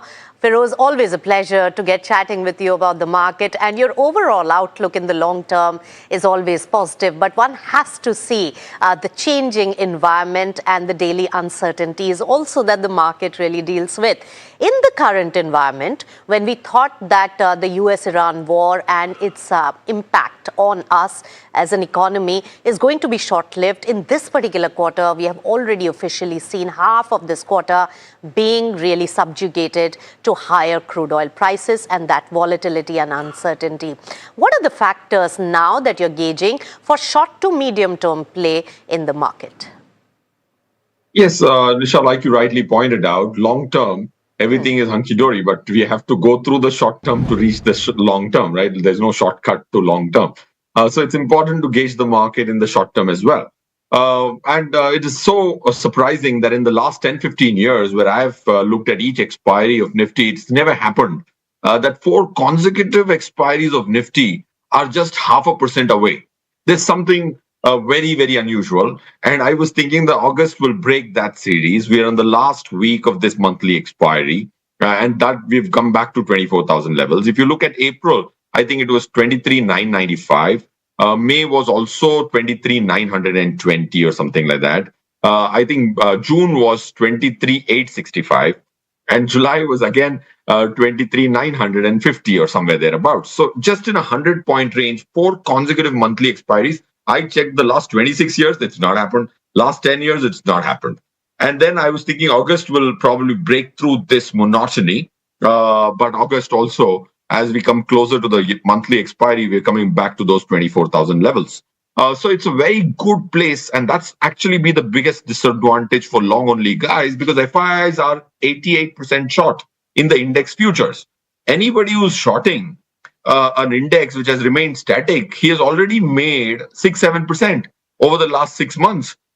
Just by the fact that he gets a premium of 130, 150 rupees every month, he makes 0.6, 0.5%, 0.7%. So FIIs are sitting pretty, and their shorts are bogging down the market, and they're still making money because the expiries are giving them a premium. So coming back to what do I see in the short term, but I think this trend has to break. On your show, I'm sure I said maybe in the beginning of July that FIIs will return in July because the August review of MSCI is going to be positive India. That's why you see almost about 37,000 crores after the June quarter has come in as a front running to MSCI. The MSCI rejig adds India weight by 0.1, and this is happening after seventh consecutive quarters we have had a reduction in our weight. This is the first time after 7 quarters we have seen a positive. That's why I had called out that FIs will become positive. Don't lose hope. All right, FII becoming positive is very important, Feroz, for our overall market momentum. And you had called it out, and you also spoke about the expiry trend. Now, what do you make of these pieces of information and the analysis that you've done? In the short to medium term, what should be the investment strategy? Of course, for the long term, things will give returns. But in the short term, there has to be a strategic move. So what is your strategy in terms of investments, pockets of investments, and how much, what percentage of cash should be deployed at what interval? See, however monotonous I might sound, I am building most people's portfolios today. Good time and to invest and good news doesn't come together. Right, so the news was great in September 2024. Just pick up some newspapers today in the AI world. You can get headlines very easily. Just say that in the month of September 2024, what were the headlines? They were beautiful news pieces saying Nifty is bullish, but it didn't make money. 2 years, Independence Day to Independence Day, Nifty has done only 0.9%. So good news and good investment time doesn't come together. That's what investor needs to acknowledge first. Second, even if you have a time frame of 3 years, not those 5 years, you should build at least 80% of your money has to be in equity through a mutual fund only, not AIFs and PMSs. Or if you're doing direct equity, take either absolute heavyweights of the indices or take very offbeat sectors. So that's my recommendation. Having 80% of your equity monies pumped in is very crucial. I think we are in the fag end of static markets. The downsides are very, very low. I had said this on the war weekend.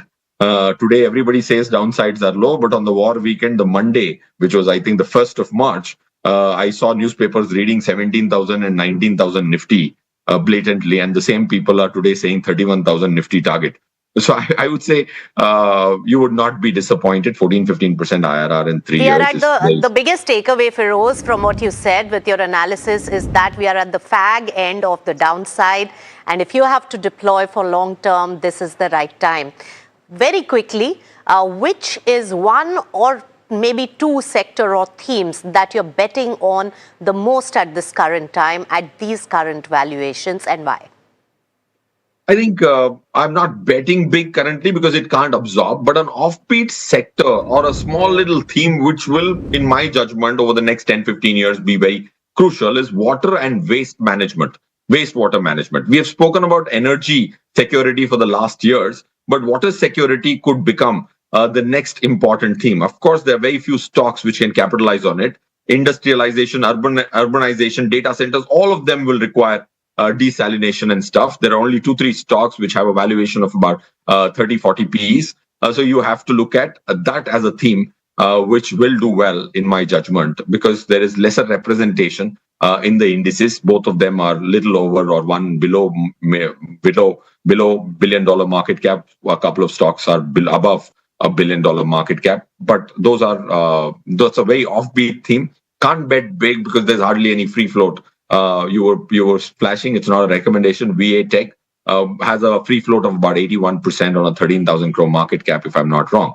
So we don't have too much currently. But I think that's one theme which one can watch out for. All right, Feroz, quite a few nuggets there on investment strategy. Thank you so much. It's always a pleasure to get chatting with you. Thank you. All right, so that was the insight into how to play the momentum in the market at this current point. But let's also shift focus on the earnings. And Vaibhav Jha, the Chief Executive Officer at Esther Industries, joins in now. The company has come out with the numbers in terms of PAT, which stood at 19 crores versus loss on a YOY basis. Vaibhav, welcome to NDTV Profit. And of course, in terms of the numbers, the growth drivers have been the value-added products. And that's why your EBITDA margins has also reached above 13%. Give us a sense on what are the key growth drivers that you see for the rest of this financial year, and which business are you betting on most, which vertical for that growth driver? Thank you, Nisha, for having me and for the question. I would like to take a step back and talk about our strategy, and that will give a fair view on what to expect for the rest of the year. Our strategy is to transform Esther into a specialty manufacturer, focusing on specialty products in both films and polymer space. So our focus on growing the share of the specialty films, like you rightly said, has started to give dividends, and that was very apparent in this quarter's result. And going forward, we see the share of specialty films to grow beyond the 29% that we see now to around 30 to 35% by the time we exit the financial year. So the quality of the earnings is going to remain robust in this aspect. But overall, as an industry, the BOPET film is in a very good shape as the fundamentals are quite strong. There is global stability in the prices, and there is restricted trade flow, so which has opened up many opportunities in the exports, as well as is helping us get good margins in the domestic market as well. There is a strong demand momentum in the domestic market due to the regulations around plastic waste management rule. This is making most of the packaging manufacturers and brands to shift to BOPET as a substrate from the other substrate, because BOPET is the only substrate which can help manufacturers and brands meet the aggressive plastic waste management recycled content rules which has been instituted by the government. So that is leading to more than usual growth in the BOPET segment. So overall, we expect that this segment is going to remain quite strong. The other vertical which we have is the recycled PET, which has done quite well and has shown strong growth. We had an expansion 6 months back, and now our capacities are around 30,000 tons. Even that is plugging into this sustainability story and helping us meet the demand of the brands and other manufacturers. And this is going to be a growth story going forward. But more importantly, I think the segment which has not performed so well this time, but we are betting on going forward, is the specialty polymer, which are the technical products, patent protected, where we have built up a strong pipeline. And by the last quarter, exit quarter of this financial year, we should see a strong growth in that segment. And we are targeting 20% CAGR growth in this segment going forward for next 3 to 5 years. Right. Could you mention the specialty polymers there, Vaibhav, because the volumes fell 24%, the revenue has fallen 32%. So how's the demand scenario, and where is the growth really going to come in from? Right. So the demand has been soft in this quarter because of the demand pressure we are feeling in one of our high margin specialty products. Our strategy is to, like I said, to grow this business by 20 to 30% CAGR. This is going to come from two sets of strategies which we have. One is to improve the operating leverage by focusing on mid-margin value-added products. And we are going to see the results of business development fructifying somewhere in Q3, and the trend is going to become very acute in Q4 of this financial year. And we are also working on long gestation, high margin specialties to counter the demand pressure in this particular space. And we expect the growth to start coming in from the last quarter or the exit quarter of this financial year. So though there is a temporary dip in the performance of this business unit, we are very positive and are committed to deliver a 20% growth over a midterm. All right. So over a midterm, you are seeing recovery and growth momentum picking, especially in the specialty polymers business. You spoke about BOPET and also RPET. Give us an understanding on what is the acceptability in the market of alternative, recycled material that you mentioned, which you are focusing on. And are there any orders that are already on the anvil, and what is the pipeline looking like? So, like I mentioned that due to the plastic waste management rules which have been notified by the government, we can see a strong movement on the ground by the brands who are preparing to switch from the substrate. In fact, we have seen very strong growth in the recycled BOPET films in our order books already. And we see that this trend is going to only become more sharp as we go into the year. And we are expecting that we should be at least doubling up the recycled film sales by the time we end this year in the exit quarter. Other than this, Esther is also investing more than 1,000 crores in a new joint venture with Loop Technologies of Canada for instituting a novel chemical recycling plant which will make textile to textile recycling a reality. And the good news on that front is that Nike has already signed up an offtake agreement in advance with us. It's a multi-year contract.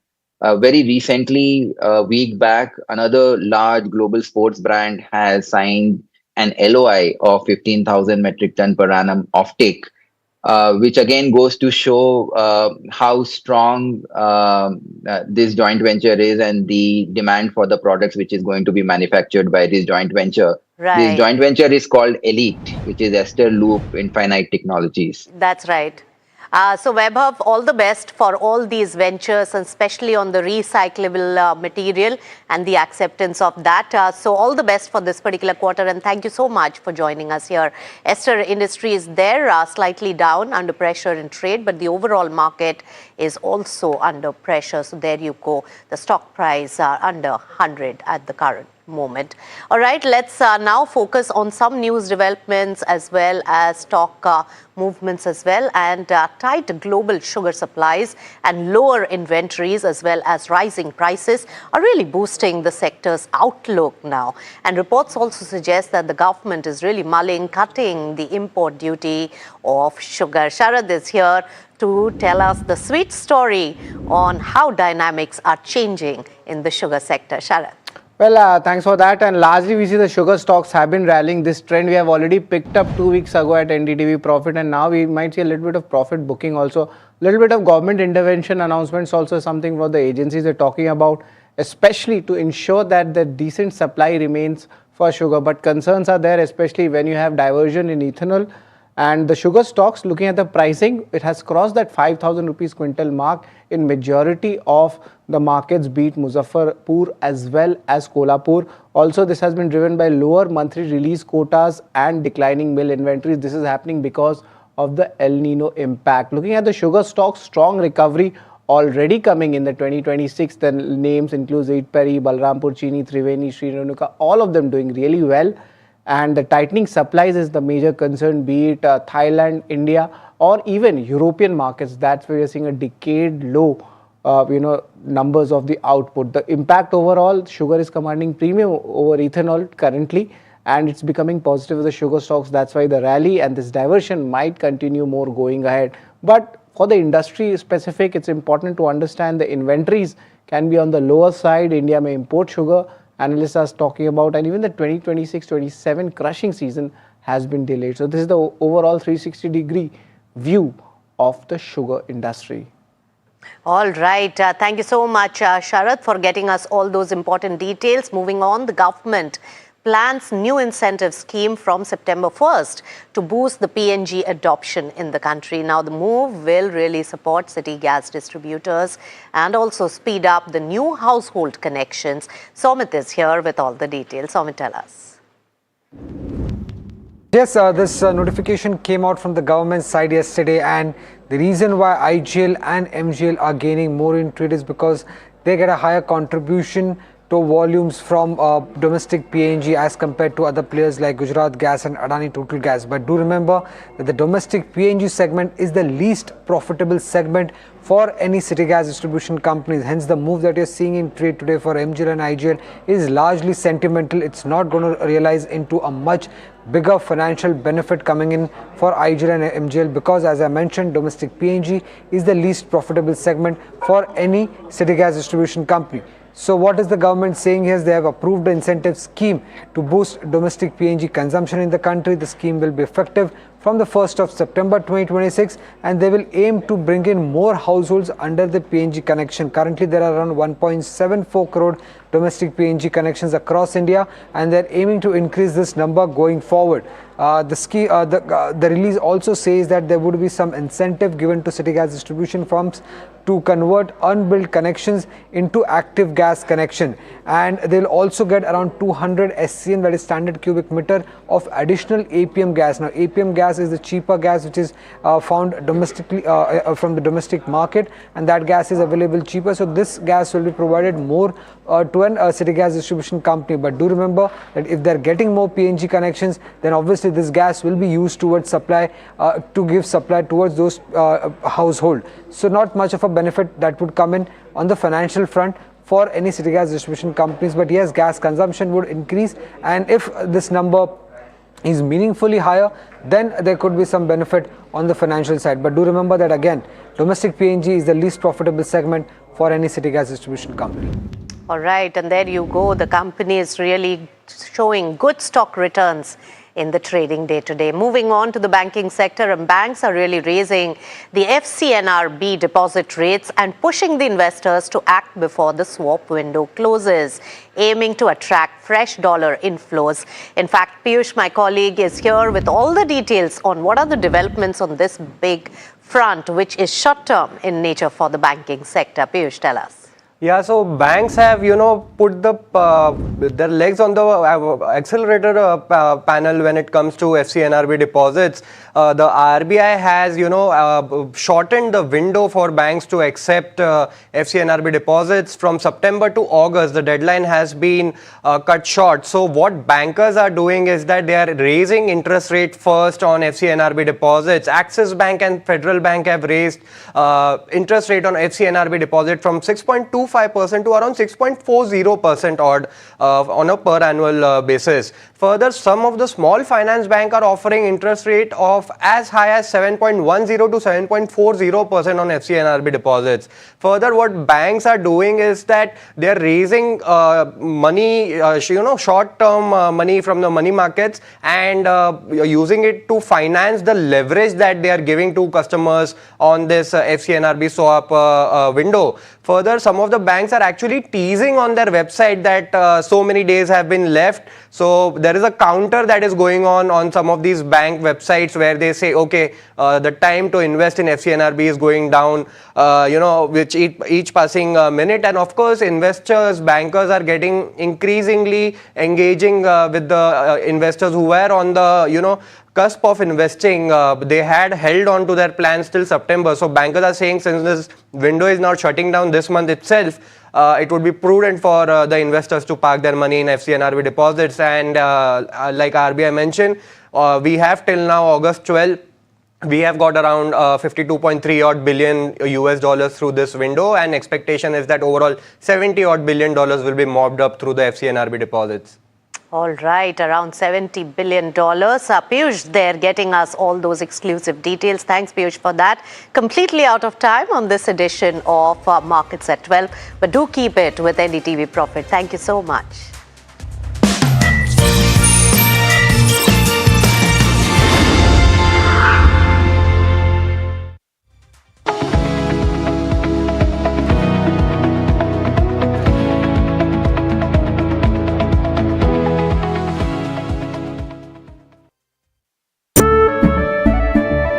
केसरिया से मन जोगी हुआ रे दिल झूमे देखो मतवारा हुआ रे केसरिया से मन जोगी हुआ हर पल मनाओ केसरी त्योहार विमल बोलो जुबां केसरी। अंबा शक्ति प्लांट की वर्ल्ड रेनाउंड टेक्नोलॉजी देती है स्टील को ज्यादा ताकत हर बार। अंबा शक्ति SDTMT।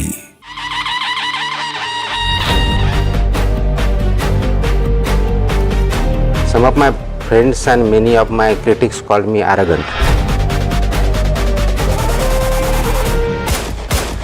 My philosophy is very, very clear right from the beginning. Are we honest and transparent about what we are expected to do and what we have done? If it succeeds, nothing like it. If it doesn't, at least I have tried. I'll ask you a direct question. Yeah, please. Has there been any attempt so far after your raids and all of that to bribe you? People have come and said, No. "Man lo." Absolutely no. I don't think anybody would dare with me. Absolutely. And if somebody is thinking of that, they better think 100 times.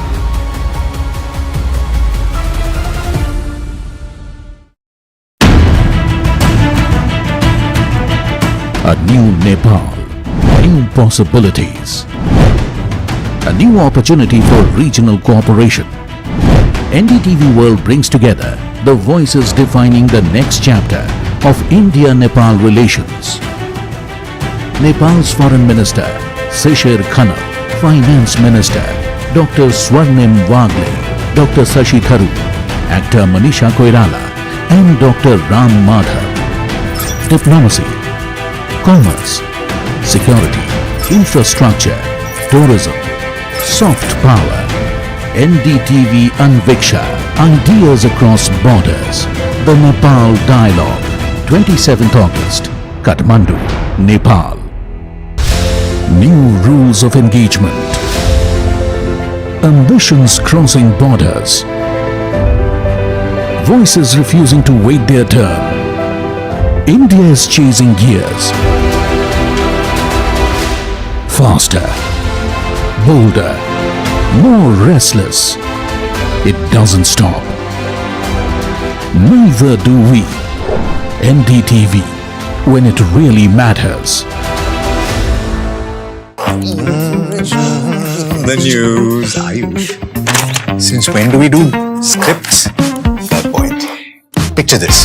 The biggest stage. Floodlights. 4K, the works. Where's the hook? There's going to be celebrities and guaranteed eyeballs. Where's the hook? Think about this. Front page advertisements and hoardings. Bro, where's the hook?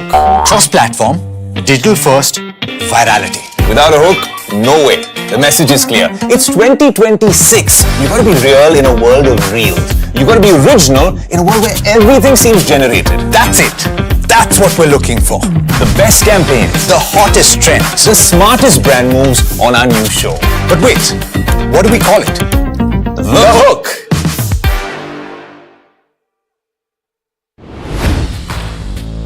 Hi, I'm Tamanna Inamdar. Watch me on NDTV Profit, where I break down the day's biggest business stories. What happened, why it matters, and what it means for your money. Hi, I'm Neeraj Shah. Watch me on NDTV Profit for the most incisive market intelligence and meaningful corporate conversation. And I'm Alex Matthew. Markets, mutual funds, insurance, personal finance. I help you cut through the noise and make smarter financial choices. And here's where you can watch us.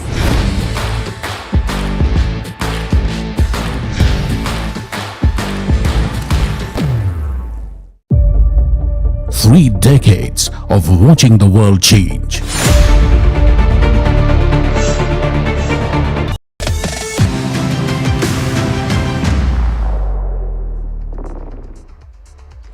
Hello and welcome to NDTV Profit. You're watching trending stocks from the NDTV Profit Suzlon studio. With me, Hiral Dadia and Sharad Dubey, who's standing at the profit market bid with all the action that we are seeing today. Sharad, interesting day of trade. You've fallen towards that 24,050 mark on Nifty 50. A couple of FMCG names like HUL, ITC are already trading at a 52-week low, and a lot of action brewing as well in terms of individual sectors where IT is in focus. Exactly, Hiral, you are right. A couple of sectors to talk about, but yes, the sentiment is muted. We are near the day's low. After the gap down opening, no major recovery attempt was made by Nifty. Let's have a look at Nifty Bank also, how things are panning out. And largely Nifty Bank is down, but not so much as compared to Nifty. That's a minor recovery attempt was made, but then again that's falling off. But yes, the markets are in a smaller position, you could say. Let's just pull out the IT stocks also, which we had mentioned earlier in the morning only in IMO itself, that there was a little bit of technical reversal. And then a correction happened, and again the buying is coming back. So there is a slight positive momentum here, especially some names doing well, especially in the mid-cap segment as well. Sugar stocks have been doing really well. We had picked out this trend 2 weeks earlier at NDTV Profit already. And looking at how the rupee is faring, that's largely, you could say, a bit mixed right now. And the mid-caps and small caps also, let's have a look of how things are going. Largely, we can see that there is a little bit of breadth there, but still in the negative side for both mid-cap as well as Nifty small cap 250. So not so much happening here, but yes, there is a negative sentiment, a bearish sentiment coming in the markets right now, bearing couple of sectors. But let's also look at the watch list today. You have Zaggle, which is in focus. KDA Securities has bought 20 lakh shares, and that's the reason why that stock is up in trade after that little bit of weakness that came along. Sugar Pack is buzzing in trade. So you have a Sri Renuka, Dalmia Bharat, all of them which are in the positive, and this is because domestic prices have crossed 5,000 rupees per quintal. You have MGL, all your city gas distribution companies that are in focus because the centre has approved PNG connection incentives, and that's the reason why strong moves are coming in there. Paytm, Bernstein India has actually added Paytm to their portfolio, and that's the reason why that stock is in focus. You have Bata, where the management is flagged cautious outlook. You have EMS also, which is in focus because the company is the H1 bidder for 2 NHAI toll collection contracts. L&T Tech, CLSA has maintained an outperform, and they've gone ahead and hiked the target price on the counter. Railtel is in focus on the back of an order win along with the HG Infra as well. Fino Cables, that stock has actually cooled off after rallying nearly 28% in the last 1 month, though some bit of a recovery coming in from the day's lowest levels. Third consecutive session of fall when you talk about a Hitachi Energy in trade today, and a CESC, which is down nearly 20% from its May peaks. Now, on the back of listings, Bihari Lal, a bumper listing gains of 75% versus its issue price, and likewise, a Shiprocket has seen a gain of 40% from the issue price as well. Chennai Petro, again, 2 consecutive sessions of gains, and this is on the back of elevated refining margins because the way crude has been panning out, Chennai Petro and MRPL become beneficiaries, and that's the reason why both of these counters are in focus. So that's the watch list, but over to you, Sharad, to take the rapid fire as well. We have Deven Mehta with us. Good afternoon, Deven. Always a pleasure to have you with us at NDTV Profit. And the first stock we'll be starting in a rapid fire round, and that is Zaggle Prepaid. You know, good buying happening after ace investor Vijay Kedia acquired 20 lakh shares in yesterday's trading session. Stock is up almost 10%. Good time to buy in more because, of course, there's a significant correction coming in from its all-time high levels. Yeah, good afternoon. So, talking about Zaggle, I think one should avoid until and unless it breaches 210 level. We have seen a major resistance at that level. So 210, if it sustains above that, we can see some further options.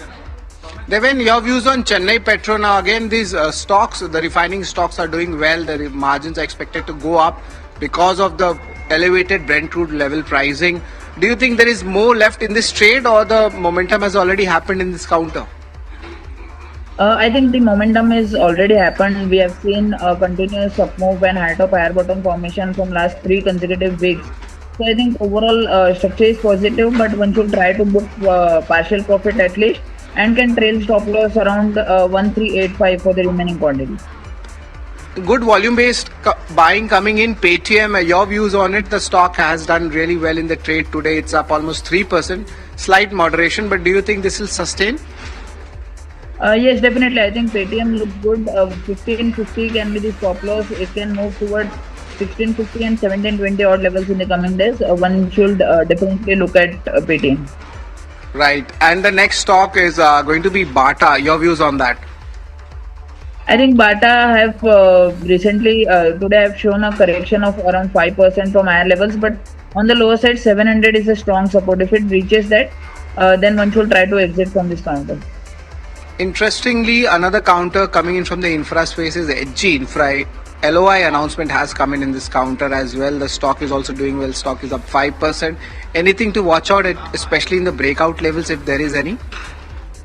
No, I think the volumes are good today, but 575 is the resistance. So if it closes above 575, we'll look into that. But until and unless it do not cross this level, one should avoid this counter.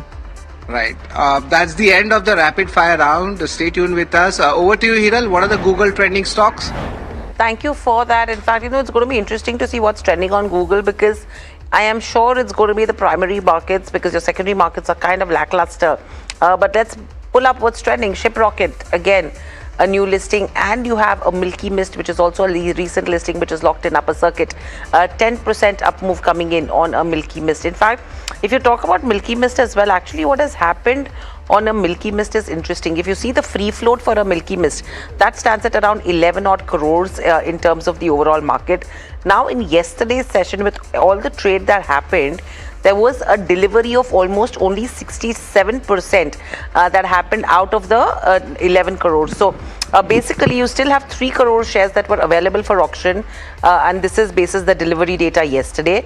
And that's the reason why you're seeing that interest come back again, where the volumes are super high, because that 3% of the stock which was available, that has come into the market, and that stock is locked in upper circuit as we speak. So that's with regards to Milky Mist and a Shiprocket, which is up 43%.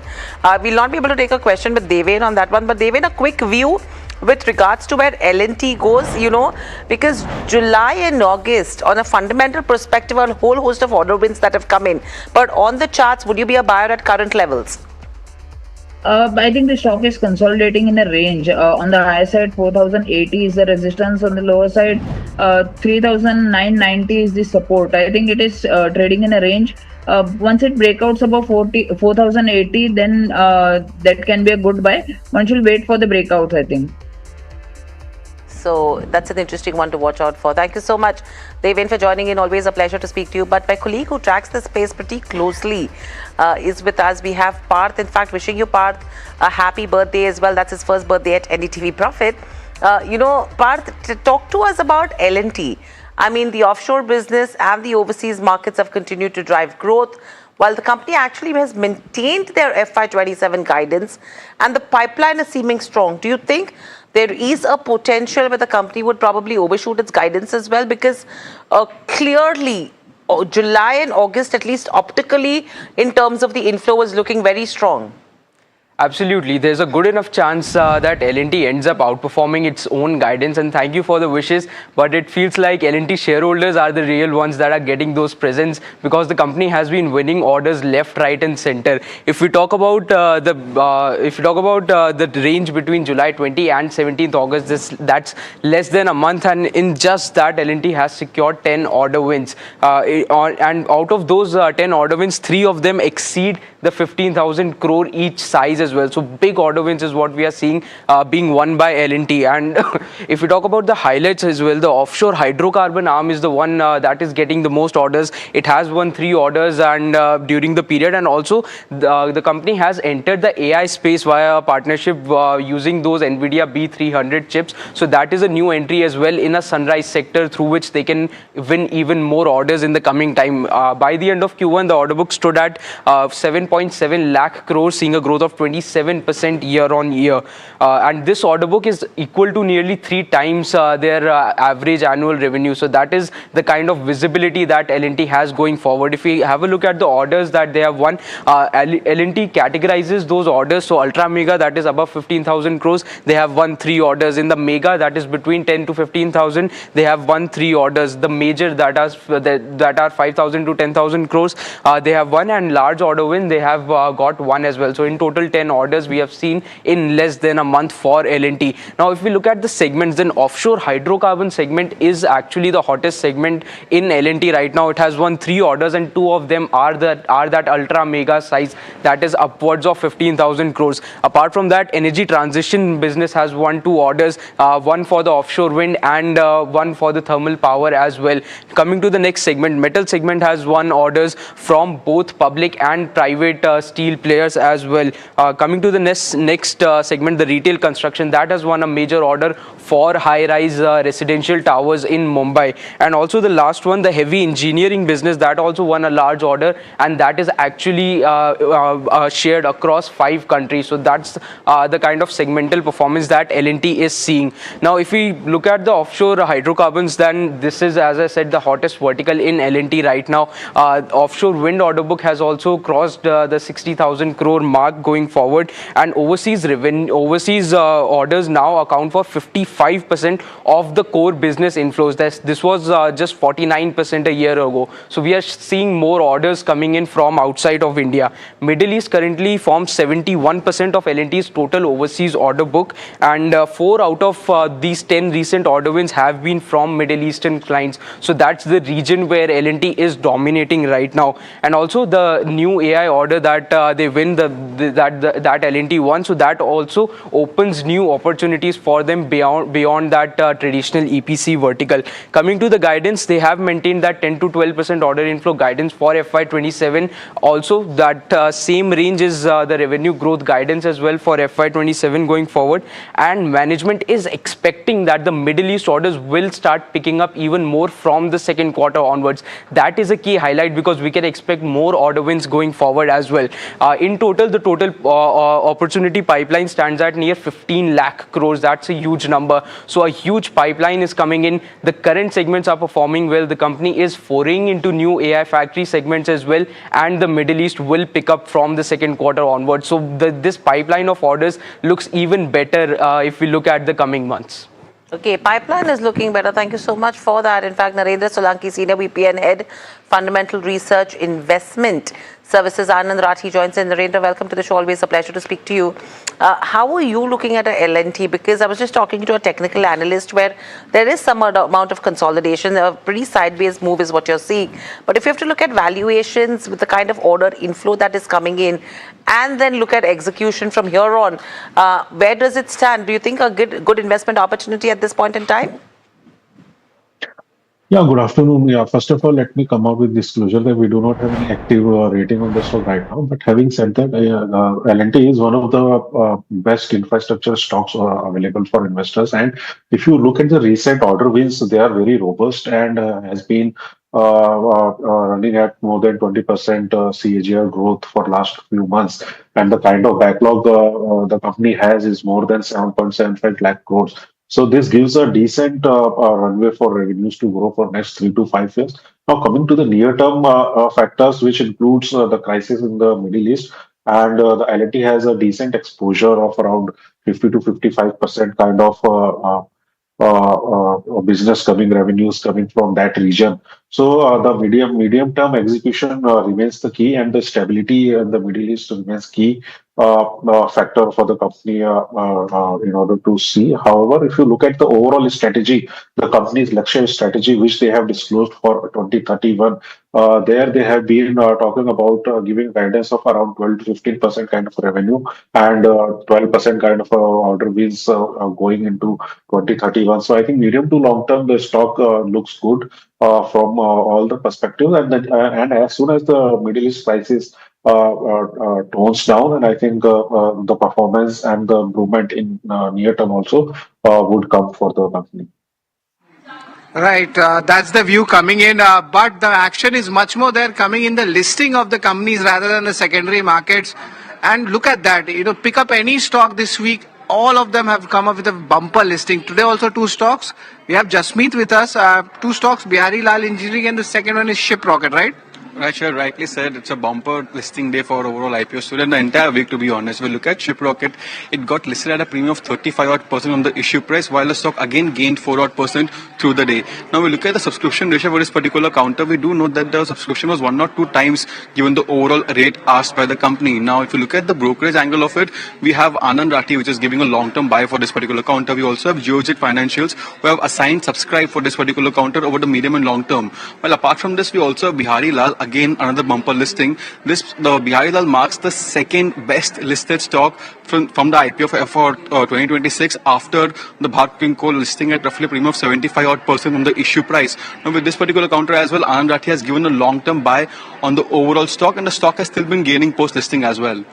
Thanks a lot, Jasmeet, for that. And a lot of retail interest is there in the IPO space. But Narendra, I wanted to get your views also in this. The recent IPOs which have come, all have done really well. Today also 2 names which Jasmeet took. In the long-term perspective, of course, the prices are on the higher side because of listing pop. Is there any good play here which you could recommend for our viewers? I think both the IPOs, Shiprocket as well as Bihari Lal, they both offer a unique investment proposition. While if you see the Shiprocket, the structural growth of India's e-commerce ecosystem with its profitable core business supporting growth, while emerging business provides additional upside to the company. However, the competitive intensity is higher in the near term, but we believe that in medium to long term, the company through a fully managed e-commerce infrastructure, it would definitely post a decent growth going ahead. While if you see the Bihari Lal Engineering, it offers a unique kind of a play in terms of design and building of products, especially the castings and forgings, which are very unique, and their customers are also very sticky and have a high entry barrier kind of a products because of their R&D capabilities and design and engineering capabilities. And if you see their size, the size is relatively very small, so there is a very high runway for growth in terms of both size, in terms of revenue, as well as profitability. Hence, we are very positive for both these companies in the long term, and hence given a subscribed long-term rating for both these stocks. Okay, interesting comments coming in on the IPOs which listed today. But thank you, Narendra, so much for joining in. Always a pleasure to speak to you. Know, we've just seen 2 listings and we have another one which is slated. Horizon Industrial Parks is tapping the primary market with a 2,600 crore fresh issue, which is aimed largely at deleveraging its balance sheet. In fact, the IPO has actually entered its final day of subscription, with demand remaining slightly subdued so far. Let's actually talk more about the IPO offering with Urvesh Rambia, whole-time Director and Chief Executive Officer at Horizon Industrial Parks. Urvesh, welcome to NDTV Profit. Always a pleasure to speak to you. Thank you, Hiral, for having us there. Tell us, should I actually start with the subscription data? I know that will not be something that you will be concerned about, but does that give you any jitters seeing that the number is slightly low? Not really, not really. We've done almost 150 investor meetings over the last 2.5 months. I think the interest generally in the company and more so in the sector is extremely high. I know you've seen 2 listings today, and that's exactly the kind of mega trends that we're seeing in our business. So this is effectively a business where we are leasing spaces to industrial and warehousing companies who use them to do fulfillment centers like the one that you saw got listed today, and also to a lot of these engineering companies who effectively are using our infrastructure, our real estate, our industrial and warehousing parks effectively to do assemblies, and exactly to the point that the gentleman was saying in the previous on the previous call that these companies are effectively looking for institutional space. They want to go live immediately because they are sitting on extremely high vast order books, right? So this is exactly the solution that we are providing. I think coming out of the house of Blackstone means on top of this you have a very strong balance sheet, and all the ethos and the hygiene and the compliances that you would expect from a company like Blackstone. And to top of that, the scale. We scaled up almost 6 times in 5 years thanks to the mega trends that I mentioned. Today our network is 61 million square feet, 10 markets, 46 assets. So from a business perspective, I think we're very enthusiastic about this. I was just looking at the numbers, strong margins, but it comes down to the end game, which is profitability as well, right? I mean, 80% EBITDA margins. If someone has to just look at that number, it's probably thumbs up, right? Absolutely. And when it comes to the bottom line, it's 3 straight years of losses.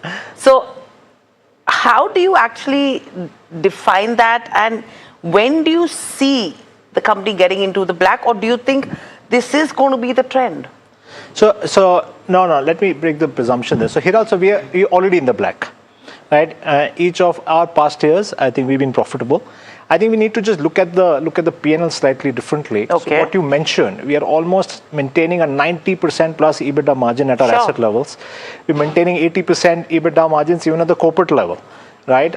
This is effectively because of two reasons why you see losses on the face of a P&L. One is obviously the book depreciation, right? In our business, given this is a capex heavy business, you need to amortize that as per the accounting standards.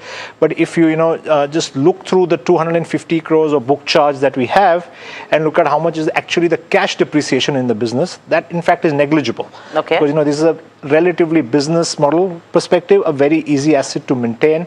This does not have too many moving parts in terms of HVACs and curtains and the things that you need to continue to replenish, the escalators, the elevators, etc. Right?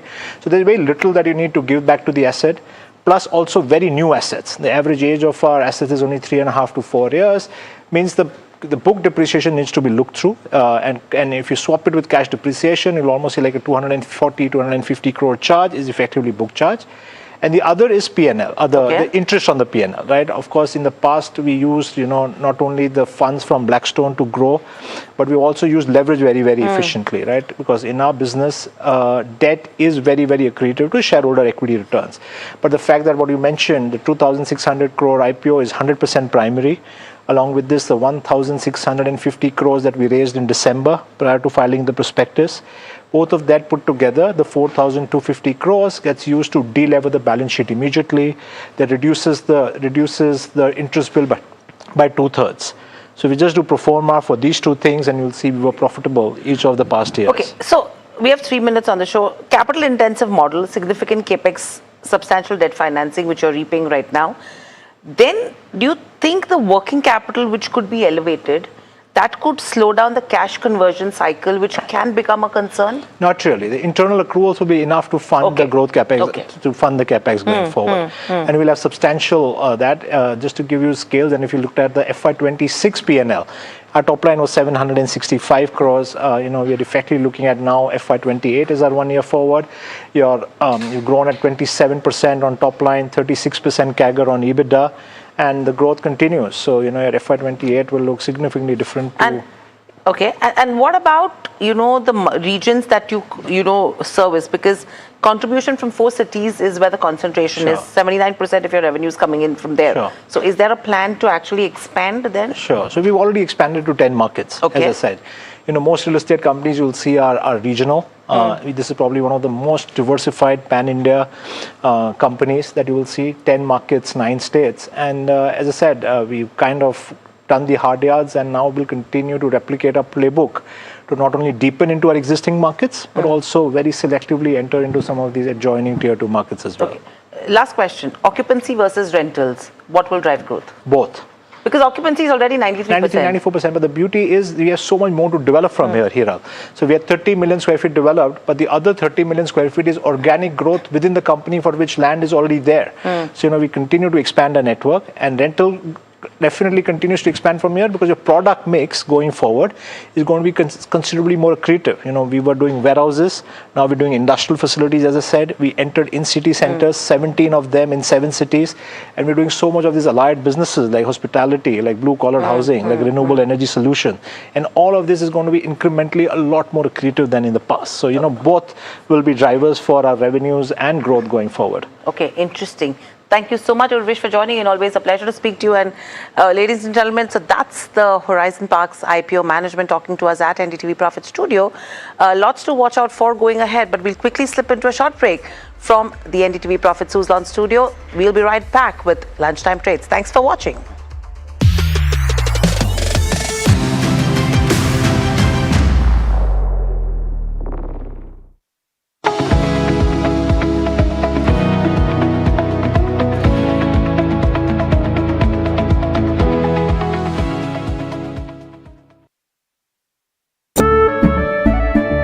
केसरिया से मन जोगी हुआ रे दिल झूमे देखो मतवारा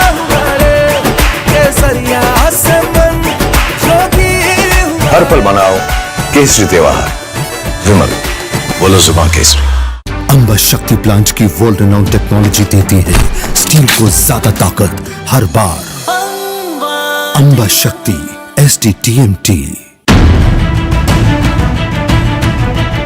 A new Nepal, new possibilities, a new opportunity for regional cooperation.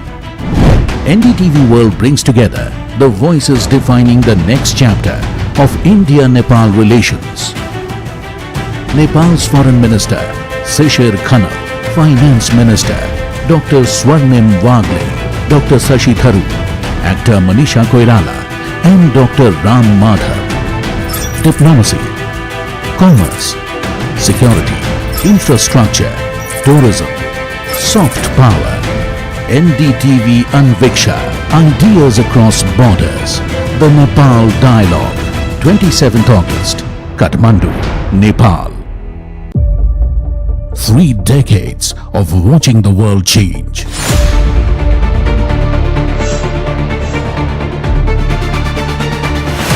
Of asking the questions that couldn't wait.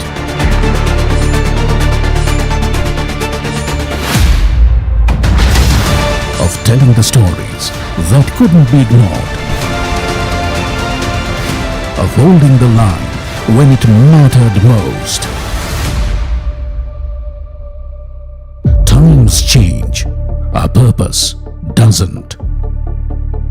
NDTV 24/7 is now NDTV when it really matters.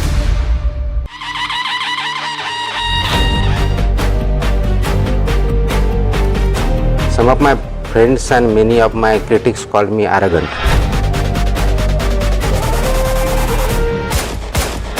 My philosophy is very, very clear right from the beginning. Are we honest and transparent about what we are expected to do and what we have done? If it succeeds, nothing like it. If it doesn't, at least I have tried. To ask you a direct question. Yeah, please. Has there been any attempt so far after your raids and all of that to bribe you? People have come and said, No. "Man lo." Absolutely no. I don't think anybody would dare with me. Absolutely. And if somebody is thinking of that, they better think 100 times.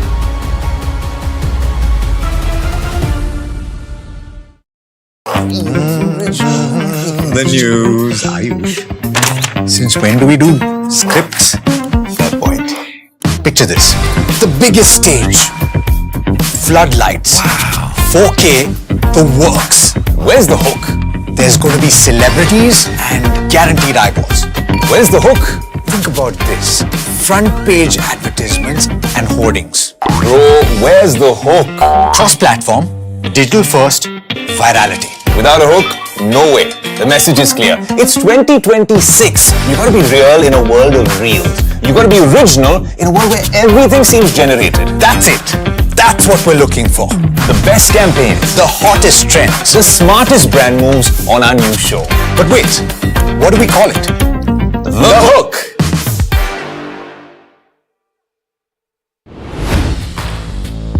Hi, I'm Tamanna Inamdar. Watch me on NDTV Profit, where I break down the day's biggest business stories. What happened, why it matters, and what it means for your money. Hi, I'm Neeraj Shah. Watch me on NDTV Profit for the most incisive market intelligence and meaningful corporate conversation.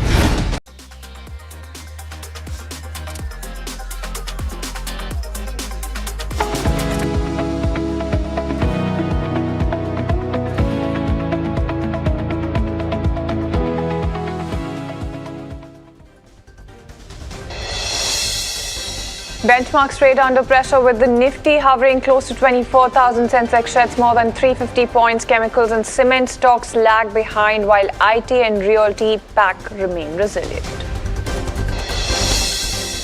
Oil extends its rally for a fourth straight day with Brent nearing $92 a barrel. No US-Iran talks are underway while Strait of Hormuz flows remain disrupted, fueling supply concerns. Sugar stocks not sweet gains with key names gaining up to 12%. Domestic sugar prices have jumped 21% this month while global prices sit near 14-month highs. Tight supplies and lower inventories are boosting realizations, even as reports suggest that the government may be considering cutting sugar import duties. Railtel shares surge over 6% after bagging a 166 crore work order from the EPFO. The order win boosts sentiment around the telecom infrastructure player.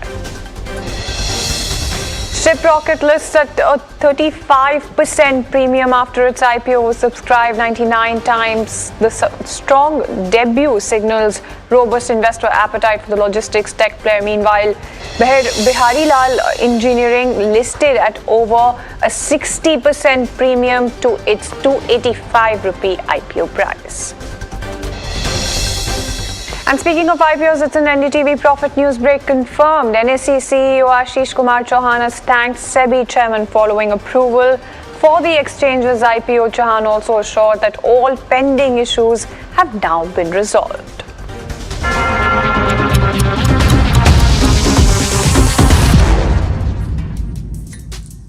Good afternoon, you're watching Lunchtime Trades with me, Shreyanshi Singh, and this is the show that gets you a roundup in terms of everything that is happening in the world of commodities, news and updates as well on the top buzzers at this hour while you grab lunch. But before we do that, let's take a very quick look at the markets right now, and it's a little bit of pressure that you're seeing coming in as far as the Nifty is concerned. And of course the Sensex, as you can see on your screens, Nifty down about 98 odd points. When you talk about Sensex, that cut is much lower, much deeper, in fact 300 odd point downtick coming in for the Sensex. And even when you talk about the broader markets, it's not like the picture is all that much better when you talk about mid cap or small cap for that matter, because 60 odd points lower for the mid cap and small cap as well, about 100 odd points lower right now as we speak. But let's also quickly take a look at the sectoral picture as well, and that's also very sharply, by the way, tilted in the favor of red. So it's actually defense, energy, pharma, financial services, FMCG, rural and bank, all of those sectors of the back foot, along with metals, autos, so everything but IT and realty that just about are managing to remain a little bit resilient in an otherwise tepid market. So that's the entire sentiment that you're looking at right now when you talk about some of those counters. Let's also quickly talk about some of the gainers as well. So there's something like an Adani Gas, Railtel Corp as well, on the back of an order win coming in, Keynes Technology, IGL. So some of your CGD companies that are doing quite well for themselves at the moment. When you talk about the Nifty 50 as well, in terms of the top gainers and losers, let's also quickly pull that up and take a very quick look at that as well, because there's something like an eternal up about 2 odd %. HCL Tech, Wipro, yet again up about 1.5 odd %.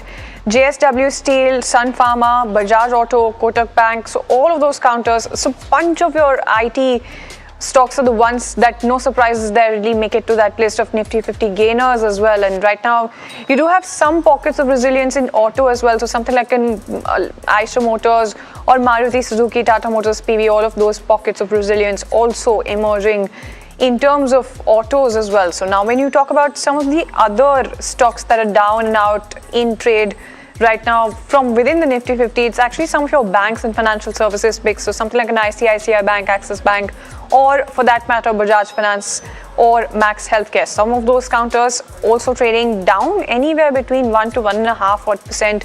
So that's really the entire update that you have coming in as far as some of those counters are concerned. And there's of course the sugar companies.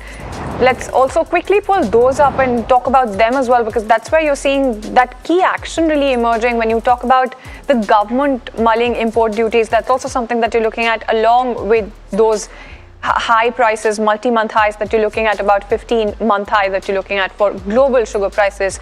So barring Balrampur Chini, you do have something like an EID Parry, Sri Renuka Sugar, Triveni Engineering as well. Some of those counters doing quite well for themselves at the moment. But let's also move on and talk about the word coming in from the SEBI chair as well. So while addressing the FNO and the caste-related issue, you do have SEBI chairman Tuhin Kanta Pandey saying that swift action is going to be taken in case of manipulation or any wrongdoing. Let's go across and listen in to just exactly what he had to say. I think the finance ministry, the reply already indicates the crux of the thing, but the greater granularity of the study will be there. Most likely we'll release the study tomorrow. एक बात हम स्पष्ट करना चाहते हैं कि cash जो है उसमें यदि लोग मैनिपुलेशन करते हैं तो हम उसमें कड़ी कार्रवाई करेंगे और तुरंत करेंगे। और कैश सिस्टम में मैनिपुलेशन पकड़ने के आसान मतलब जो हमारा वो है वो ज़्यादा अधिक है हमारी कैपेबिलिटी पुराने वीवैप सिस्टम से की अपेक्षा जो कैश सिस्टम में हम relatively easily मैनिपुलेशन को पकड़ सकते हैं। Alright, and that's the word coming in from the SEBI chief as far as the cash system is concerned, and some of those guardrails that are now being built and are quite important as well. But speaking of important, let's also quickly take a look at what's happening with oil prices and lots of factors to really watch out for.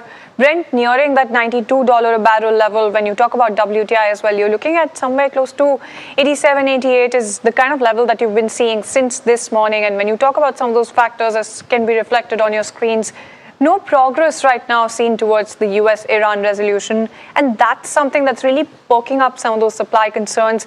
Other than that, the straight traffic does remain subdued, and the allegations are also being made between Tehran and Washington, and that's really top of mind when you talk about crude prices. So Hormuz disruptions really are the real story as far as crude is concerned. But when you talk about gold, you're looking at a rebound coming in after the sharp previous session sell-off. So bullion is actually climbing above that $4,300 per ounce mark, also recovering toward $4,400, and that's the mark that you're really keeping an eye on. And dollar, of course, a weaker dollar is adding a little bit of support at the moment. Bond yields do remain the key gold market driver going forward. Lastly, when you talk about copper as well, and this is also something that we'll be getting you insights in just a bit, but you do have copper that's extending losses after that recent squeeze. So after sharp previous session as well, you do have prices retreating with those supply concerns easing at the moment. So really a lot to watch out for, even when you talk about copper. And let's take the entire conversation forward. Start with oil as well. Vandana Bharti, Head of Commodity Research, SMC Group, joining us on the show right now. Vandana, thank you so much for taking time out, and it's a pleasure to speak to you as always. First things first, just wanted to try and understand where do you think the upside really is in terms of oil prices, because you do have the lower band of prices that has been revised decisively up, but if there's no escalation and even if it's all status quo from here, what are you expecting by the way of price levels? Yeah, hi Shanshi. Thanks for having me in this show. And the real concern is the prices of refined products, be it diesel or gasoline or anything else.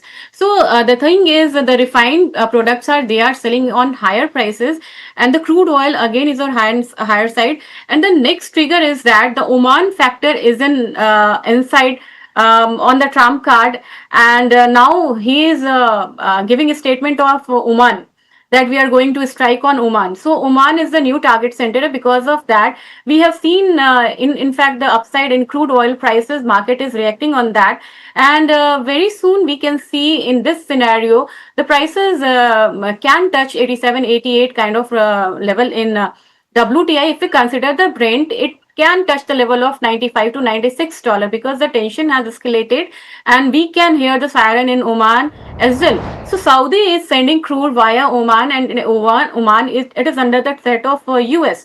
So again the tension has risen in this counter, and we can expect a higher side if it de-escalate. In that case, we can see a fall of around 78 to 79 kind of level, and the fall should be limited.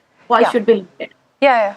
No, absolutely. And it makes a lot of sense to also be looking at some of those factors and tracking them very closely right now. But, you know, Vandana, we've not got a crystal ball, but there's one thing that prices are saying at the moment when you take a look at your screen as well. It just does seem that the higher for longer oil prices regime is here to stay for a bit. Do you also concur with that view? How are you looking at higher for longer oil prices? It may extend till the end of like October and November, we can say that, because in the month of November, US is going to see the midterm elections, and before that we can see some kind of resolution in this war, and till the time of November, I'm fearing that the war will prolong. And by the time of November, we can get some kind of peace talk between US and Iran, and there we can say there we can see some kind of settling down. No, absolutely. And what are the key levels to watch out for, both on the upside and downside? And, Vandana, when I'm saying this, do remember that US President Trump could really be tweeting any moment. And that's also something that you have to keep in mind in terms of escalation or de-escalation. So given that entire possibility, what are the kind of levels that you're looking at? It is not wider as it was in the past, and I'm not expecting 120, 125. Thankfully, this time it should be $95 for WTI on higher side. On lower side, it should be $72. It's a different case. For Brent, it is $100 on higher side. On lower side, it is $85 because it is more concerned about the Asian economies and all. No, absolutely, and that makes a lot of sense to be looking at oil prices like that as well, Vandana. So 120 then, is it completely ruled out? Hate to be the devil's advocate here, or perhaps the angels at this moment, because I'm really pushing for that bullish price. Of course, it's bad for us, jokes apart, but when you talk about $120, that's something that brokerages have been writing about for quite some time right now. So is that something that you're ruling out at the moment? Even countries, they have got ample of time for rerouting. So rerouting, it is happening on the faster pace. Now Saudi is sending oil via Oman, and yes, they are talking about the alternate route, and this is that Russia will ship the oil via Arctic to China. So like rerouting is happening on the same pace, and because of that, I'm not expecting $120, $125 level for oil. The real concern is that the higher refined products prices, and another thing is that the inventories are on few decades low, 40 years, 30 years. If you consider the US inventories, it is on 40 years lows. So the inventory is concerned, the refined product prices are the concern, but yes, the rerouting is also happening, and we are getting oil from the other countries as well. The thing is that the concern is that whatever we were getting in 15 days, now it is taking 40 days, now it is taking 25 days. So delay is there, but yes, the disruption is not as it was. Yeah. No, absolutely. And Vandana, right before we let you go, just quickly wanted to get in a word as far as gold is concerned and copper. It's a tale of two triggers when you talk about both of those metals. In terms of price levels and the kind of momentum that you're expecting, what are you penciling in? Yes, FMC minutes is they are scheduled 11:30 by today, and the real impact will come in tomorrow market. So yes, some rebound is coming, and it is going to stay till the level of 45.50 in COMEX in Indian market.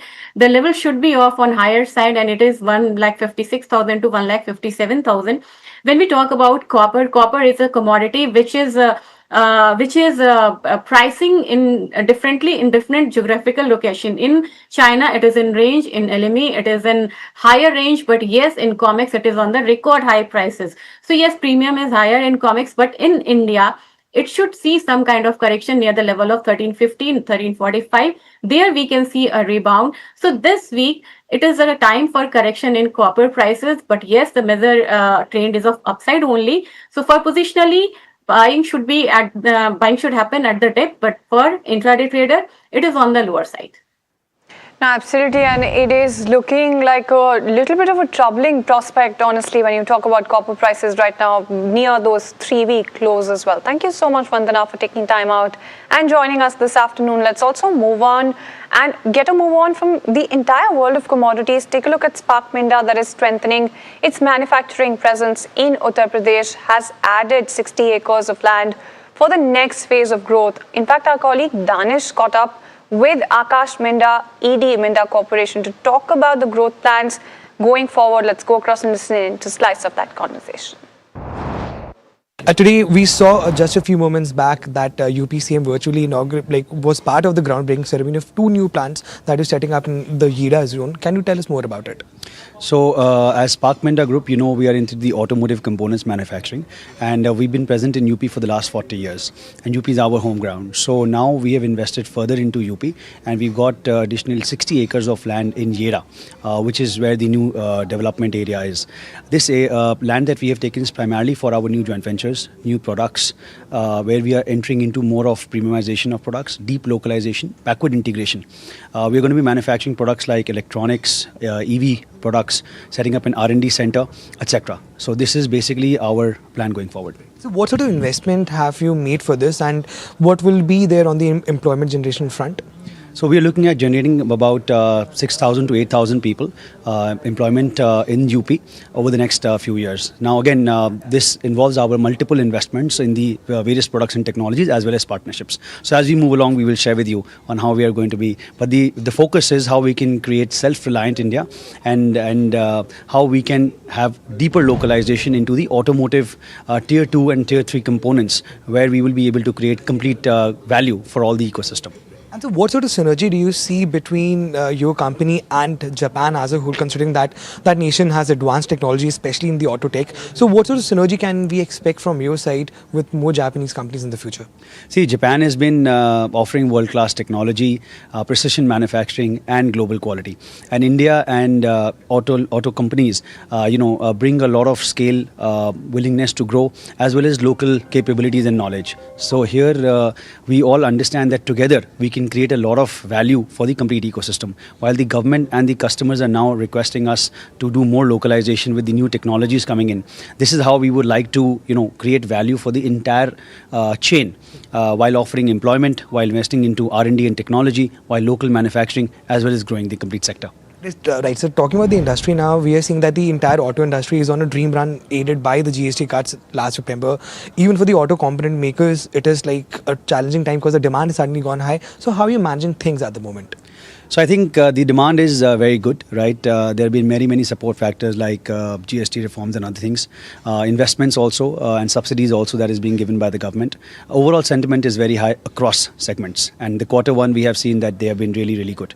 Of course, we've all been pressured by our input costs, but I think this is a temporary blip. Maybe quarter on quarter it gives some impact, but overall industry is very well prepared, to overcome this in the long term. And plus the self-reliant and Viksit Bharat scheme is really helping all of us to invest locally, to come out of these, challenges and have a long-term great future for all of us. So what sort of impact are you seeing because of the input cost increasing, the raw material prices going on, and also the West Asia crisis, because there are many shipping lines that are still impacted by that. So how are you navigating in this environment? So definitely, logistic costs have increased, copper, aluminium, other such costs have also increased. But I believe, again, these are all temporary, in nature. Yes, maybe they can go on for a quarter or two or so. But again, overall, the entire industry is, going to be supporting this by way of localization, by way of, again, somewhere seeking support from the customers, as well as finding new and, agile and dynamic ways on how we can bring in better products, removing all of these, challenges in the long term as well as short term. So have your exports been affected by the West Asia crisis? If yes, then how are you challenging, how are you trying to navigate from this environment? In fact, exports demand has been, further increased. So customers globally are now asking us, and even the entire Indian automotive industry, on how we can export more. So they are looking, China plus one, and along with China, how Indian ecosystem can cater to the entire world, whether from components, like Honda and other global OEMs are setting up their base in India, even expanding that. All OEMs in India are, increasing their capacities in manufacturing, as well as the tier 2s, tier 1s, tier 3s that have been asked to increase their capacities. This is not only for the Indian market, but for the deemed exports, as well as for direct exports that all of us are trying to do to Europe as well as to US. So there's an immense opportunity, which is. Then there you go. So that's the growth footprint coming in as far as Minda Corp is concerned, and it's actually premiumization that's going to be driving growth going forward. But speaking of growth, let's also talk about the listings today in terms of Shiprocket as well. That's the one that's listed at a 35% premium, and when you take a look at the current stock move, about 58% higher. But the real surprise, of course, is Punjab-based manufacturer Bihari Lal Engineering, listed at a premium of close to 60% thereabout, and right now holding close to 83% in terms of those gains as well.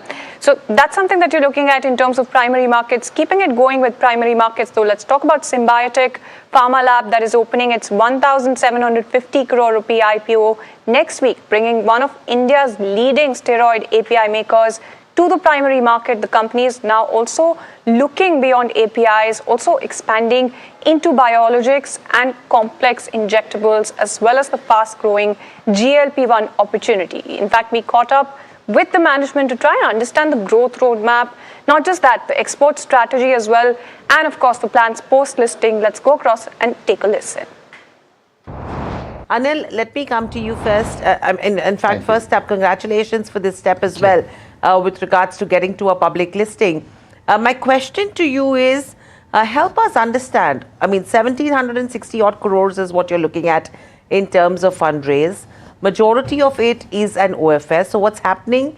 Who is exiting with regards to an OFS?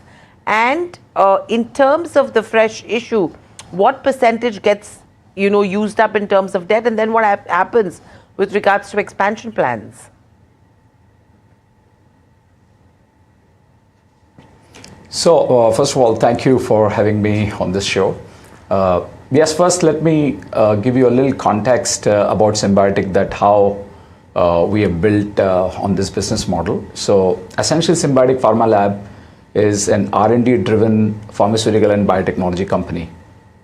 And using the strength of the organic chemistry and the fermentation science at the intersection of these two sciences, we have essentially created a global leadership platform of steroid and hormones APIs with this expertise expanded over last 2.5 decades.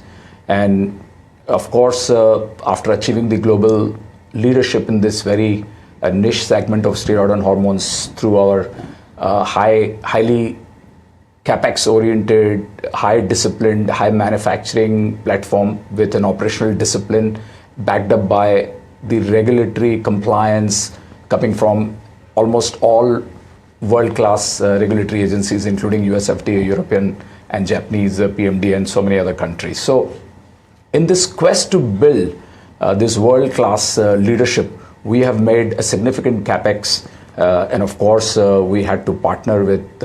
We had the fortunes of partnering with some of the like-minded partners in past, like Rakesh Jhunjhunwala as an HNI, to institutions like Franklin Templeton, to Actis, and now of course the Motilal Oswal and the Investment as high-quality private equity partners. And of course, at some point of time, there's an exit to this finite capital, and of course, OFS will pave the way for a partial exit to some of these partners who have really ventured with us in this journey of excellence. And a certain part of the primary infusion, which is, if I'm not mistaken, it's 150 crores, is something that is getting into the company, which will be used to retire the debt. Okay, that's interesting. So, just Anil, to clarify, whatever exits that are happening through the OFS are all partial exits. Anyone who is exiting 100%?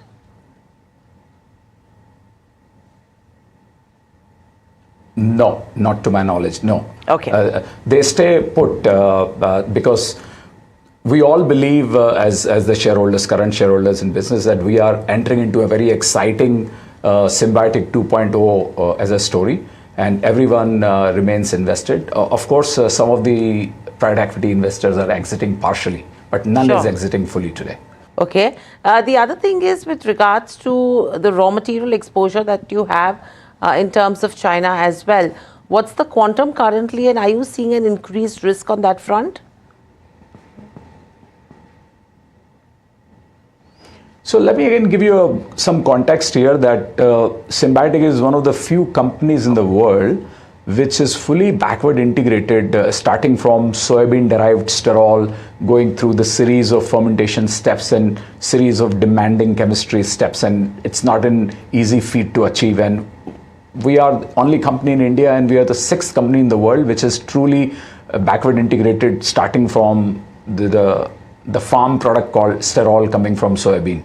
And having said that, what essentially it means is that we can manufacture anything and everything from the so-called soybean sterol to all the 90% of these 60 different steroid and hormones molecules that we do can come from the soybean sterol, which we have the capability as well as the capacity. However, with this backward integration status, what we have achieved is a position called make versus buy.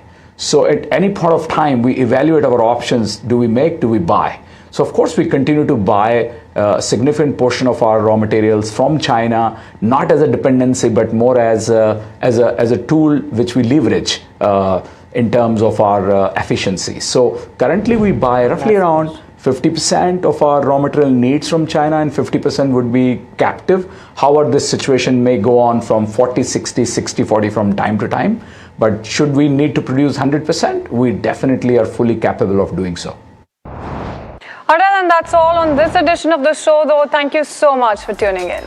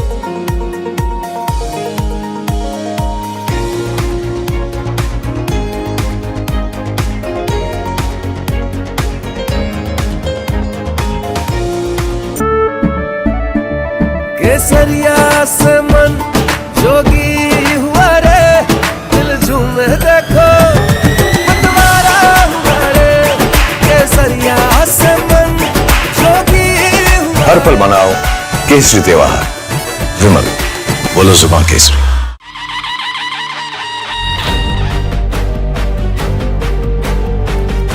Some of my friends and many of my critics called me arrogant. My philosophy is very, very clear right from the beginning. Are we honest and transparent about what we are expected to do and what we have done? If it succeeds, nothing like it. If it doesn't, at least I have tried. I'll ask you a direct question. Yeah, please. Has there been any attempt so far after your raids and all of that to bribe you? People have come and said, No. Man lo. Absolutely no. I don't think anybody would dare with me. Absolutely. And if somebody is thinking of that, they better think 100 times.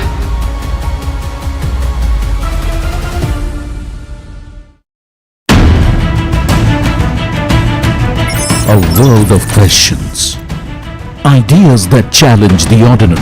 Conversations that connect countries and cultures. Where different worlds find common ground. NDTV World brings Nepal's ideas to the world. NDTV Anviksha, Ideas Across Borders. The Nepal Dialogue, 27th August, Kathmandu, Nepal. 3 decades of watching the world change.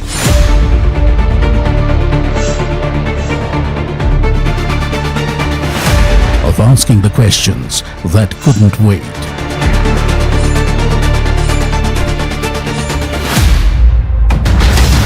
Of telling the stories that couldn't be ignored.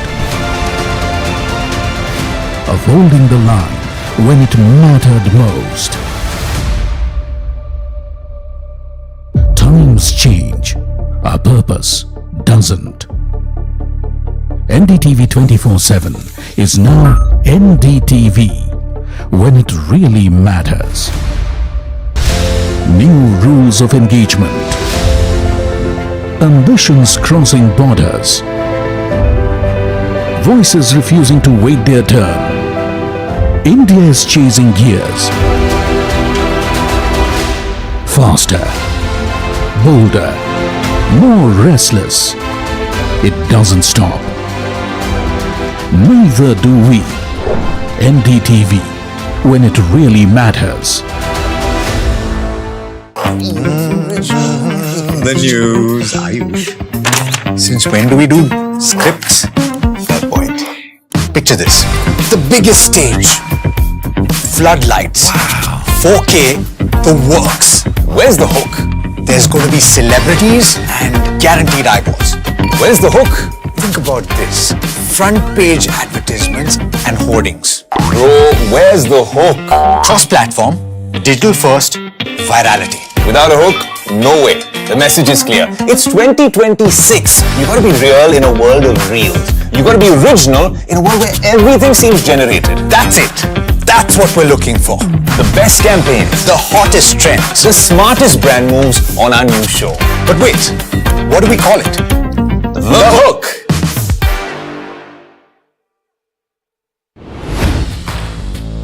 Hi, I'm Tamanna Inamdar. Watch me on NDTV Profit, where I break down the day's biggest business stories. What happened, why it matters, and what it means for your money. Hi, I'm Neeraj Shah. Watch me on NDTV Profit for the most incisive market intelligence and meaningful corporate conversations. And I'm Alex Matthew. Markets, mutual funds, insurance, personal finance. I help you cut through the noise and make smarter financial choices.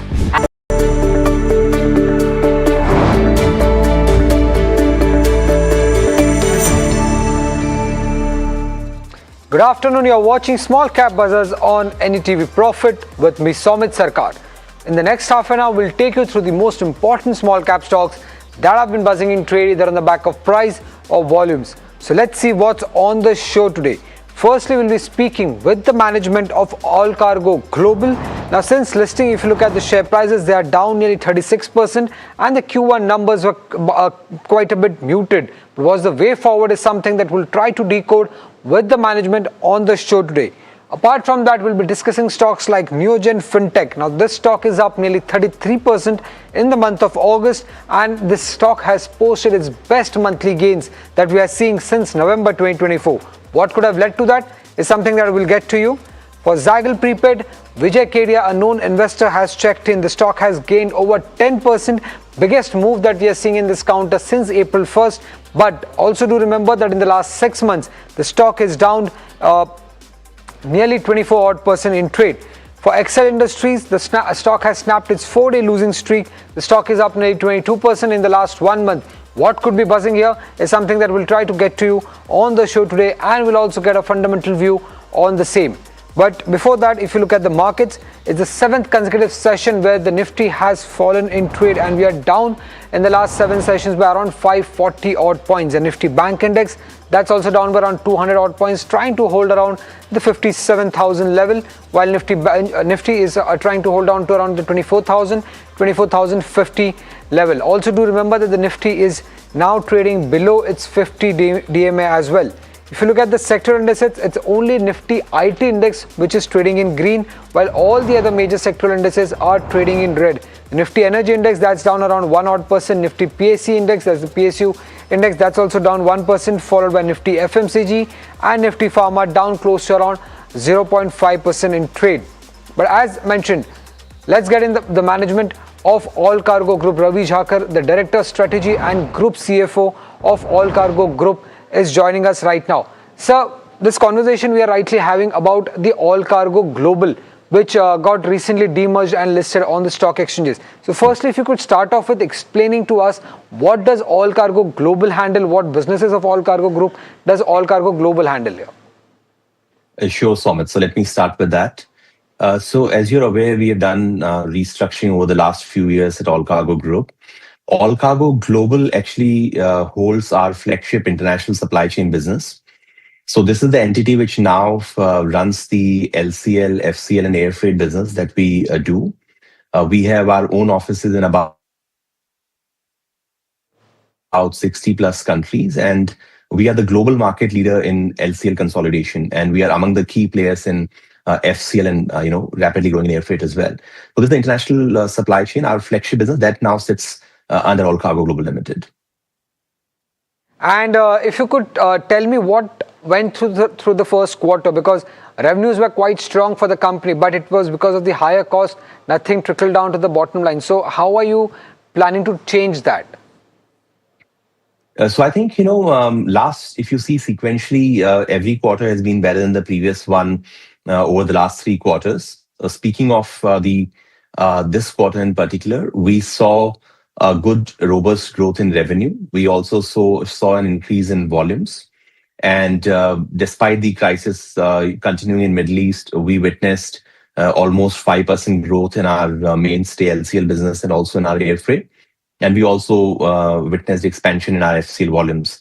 On the back of that, EBITDA jumped almost close to 100%, moving from 17 crores to about 34 odd crores. So this quarter, in that sense, has provided forward momentum in extremely challenging global macroeconomic environment. So I think it has been contributed by three factors primarily.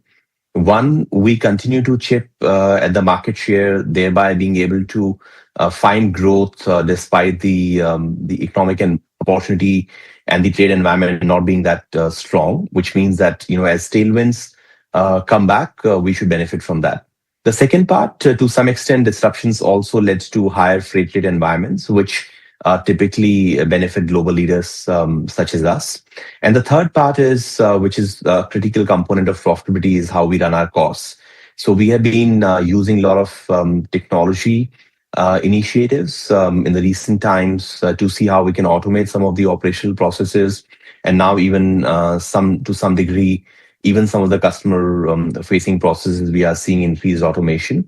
So the idea is to control the cost, which we have been able to do, and expand volumes, maintain the yields, which means that there's an operating leverage at play. Whatever we could expand on the gross profit comes down to the bottom line. So that's broadly been what we are working on, and the outcome has been good over the last 3 to 6 months, despite extremely adverse market situation. Please correct me if I'm wrong. I believe the volume growth target that you have is around 12 to 15% from here on. So we do not give any specific, forward guidance in the near term. But I would say, if you look at the overall market, and historically we have been growing at double digit on the FCL business and mid single digit numbers on the LCL business. We believe that in the near term, as long as the West Asia crisis remains, we would see the economic activity being subdued and growth to be muted. But once we are past the war and the economic recovery begins, we should see robust growth coming in. I think maybe what you're referring to was a comment we made recently about at what level we start seeing, significant operating leverage at play. And that is basically we need to, target about 12 to 15% expansion in volumes, maintaining the yield. If you look at our P&L, creates a compounding impact on our profitability and puts us back in the zone where we were before the economic environment changed a couple of years ago. And that could be doable if situation in the Middle East resolves, right? Yeah, I mean, the overall global economic environment on Europe and the Middle East war have a negative bearing. But like I said, as a business, we try to focus on what is in our control. So at this point in time, we are completely focused on cost. We're looking at opportunities to, move, operations to the extent possible to lower cost locations. We are looking at using a lot of AI tools. We have had successful implementations already. Right, sir. On the cost front, as you were saying, your aim will be to maintain the cost. So will that remain, say, flat over the next 1 to 2 years? No major increase on that front at least? Absolutely. That's the intent. And on the net debt front, how much do you plan to reduce your net debt by? And what are the key areas that you have allocated that will help you bring down this debt? Right. So if you look at over the last 12 to 15 months, this quarter and the past financial year, we have brought down our net debt. It has been done by one, reduction in working capital by optimizing the business better. That's something which continues. The second part has been cash generation, which is now back in business, with the business itself generating cash through the profits. And the third part, we have also identified a few non-core assets which do not necessarily need to be owned, where we have been divesting. We have done some divestments in the last financial year, and we expect to do some more in this financial year as well. So combination of these things should lead to more cash generation. And then we're also looking at, off-balance sheet solutions to get into factoring to, also bring down the debt on the balance sheet. So I think over the next 3 to 4 quarters, sequentially, every quarter you should be seeing a lower net debt number. Non-core asset sale, how much could you realize from that? Any ballpark, any estimate on that front? I would say a ballpark number would be, somewhere in the range of about 10 to 12 million US dollars could come from that. Great. And say by the end of this financial year, what is the net debt number target that you have internally decided for? So I would say, we are sitting somewhere at the range of, let's say, roughly around 550, 600 crores. And we believe that, towards, if you're talking about March 27, we should be somewhere around, half of that. And lastly, sir, just wanted to check with you any targets on the ROC, ROE front that you would want to give to our viewers or the investors in the company? So I think, we fundamentally believe that the business must generate, return on capital employed north of 20%. That's something which we have consistently seen in the international supply chain business over the years, and that's the endeavor. We would need to do a little bit more of work on our side, which is going on, and some bit of recovery on the international macroeconomic environment. But from a fundamental point of view, this is an asset-light business, high entry barriers, a great competitive positioning as a global market leader and technology leader. So, I mean, all things are in place where we should be able to get there. Right.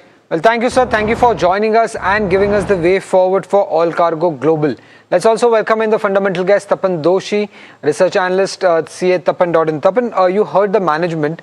Because of the Middle East issue, there were some disruptions in the business, but they're expecting their volume growth to be around, at least they're aiming their volume growth to be around 12 to 15%. At the current valuations, given that it's a newly demerged entity, anything that do you find this counter interesting? Good afternoon, Sumit. Yeah, of course, if there is a demerger unlock potential, and if you see the last result was much better. Of course, loss is decreasing. Again, if you see their international supply chain growth is good. Also, if you see they work on their operating leverage, I think that is where we have to see. Debt reduction will be slowly and gradually, and ECU worldwide expansion, I think that is the key. Long term, if you can see, this sector is quite positive. Of course, for this quarter, if you know, EBITDA improved, volume remained healthy. Again, they are a quite strong LCL leadership, asset-light logistic model. So that's a good thing. And again, management is also quite confident. I just heard it. So from here, we have to see, is there any global trade slowdown that will have an impact, and also working capital, how they are going to manage it. Overall, because there is a restructuring and demerger happened, we have to still know 1 or 2 quarter result one has to take into account. So my take is, if you are holding this stock, please hold. I think things are improving. But for new entry, I still wait for 1 quarter more for new entry. Right. Well, let's slip into a short break and we'll be back with more small cap stocks on the other side.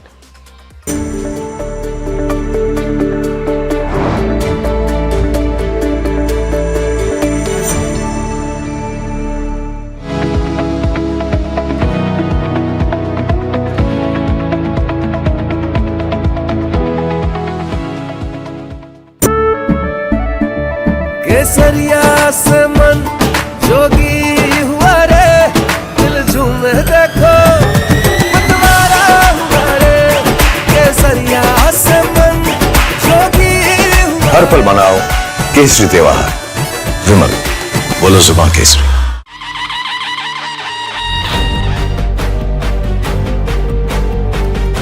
Some of my friends and many of my critics called me arrogant. My philosophy is very, very clear right from the beginning.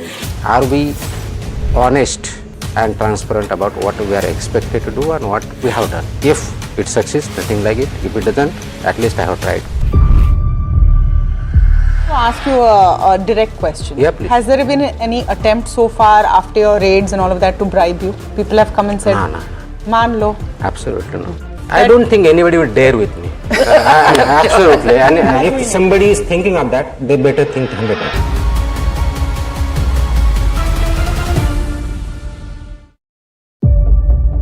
Three decades of watching the world change.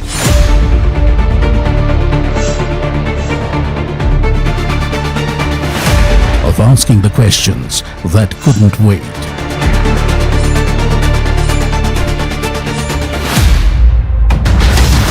Of telling the stories that couldn't be ignored. Of holding the line when it mattered most. Times change, our purpose doesn't. NDTV 24/7 is now NDTV, when it really matters. A world of questions, Ideas that challenge the ordinary. Conversations that connect countries and cultures. Where different worlds find common ground. NDTV World brings Nepal's ideas to the world. NDTV Anviksha, ideas across borders. The Nepal Dialogue, 27th August, Kathmandu, Nepal. New rules of engagement. Ambitions crossing borders. Voices refusing to wait their turn. India is chasing gears. Faster, bolder, more restless. It doesn't stop. Neither do we. NDTV, when it really matters. The news, Ayush. Since when do we do scripts? Fair point. Picture this. The biggest stage. Floodlights. 4K, the works. Where's the hook? There's going to be celebrities and guaranteed eyeballs. Where's the hook? Think about this.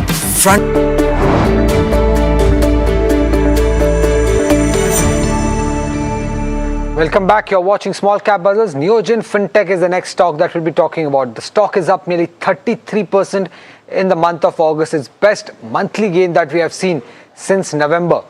Let's get in, Shivam, to understand what could be the potential reason behind this kind of a move that we are seeing in this counter, even when the markets continue to be muted.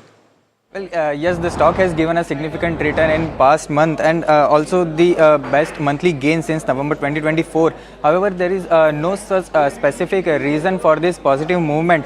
In fact, the company has recently released their Q1 result, which was slightly on the weaker side. The performance in Q1 was mainly impacted by the lower UPI volumes, as the partners banks were shifting from bank-led to aggregator-led UPI models, and that has impacted the volumes in this quarter. In terms of deployments of the soundbox and point of sale devices too, we have seen a reduction, and that was mainly due to chips shortage due to the West Asia conflict, and that has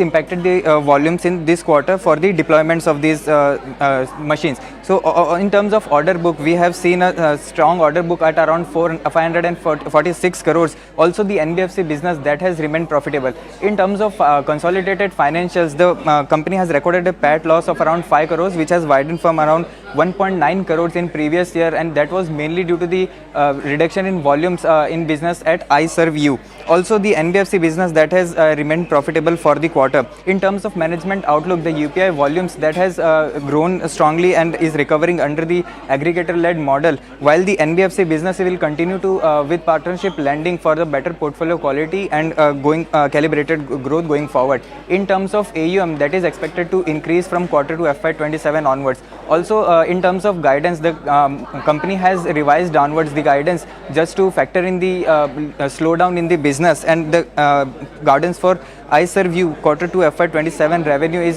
set at 21 to 24 crores. The net revenue for FY27 is around 100 to 115 crores, while the EBITDA margin stands at 25 to 30%. In terms of NBFC vertical, the FY27 AUM is being targeted at 450 crores to 500 crores, and FY27 profit before tax is being guided at 8 to 10 crores. So despite this weak set of results, the company has given a strong results in previous this month.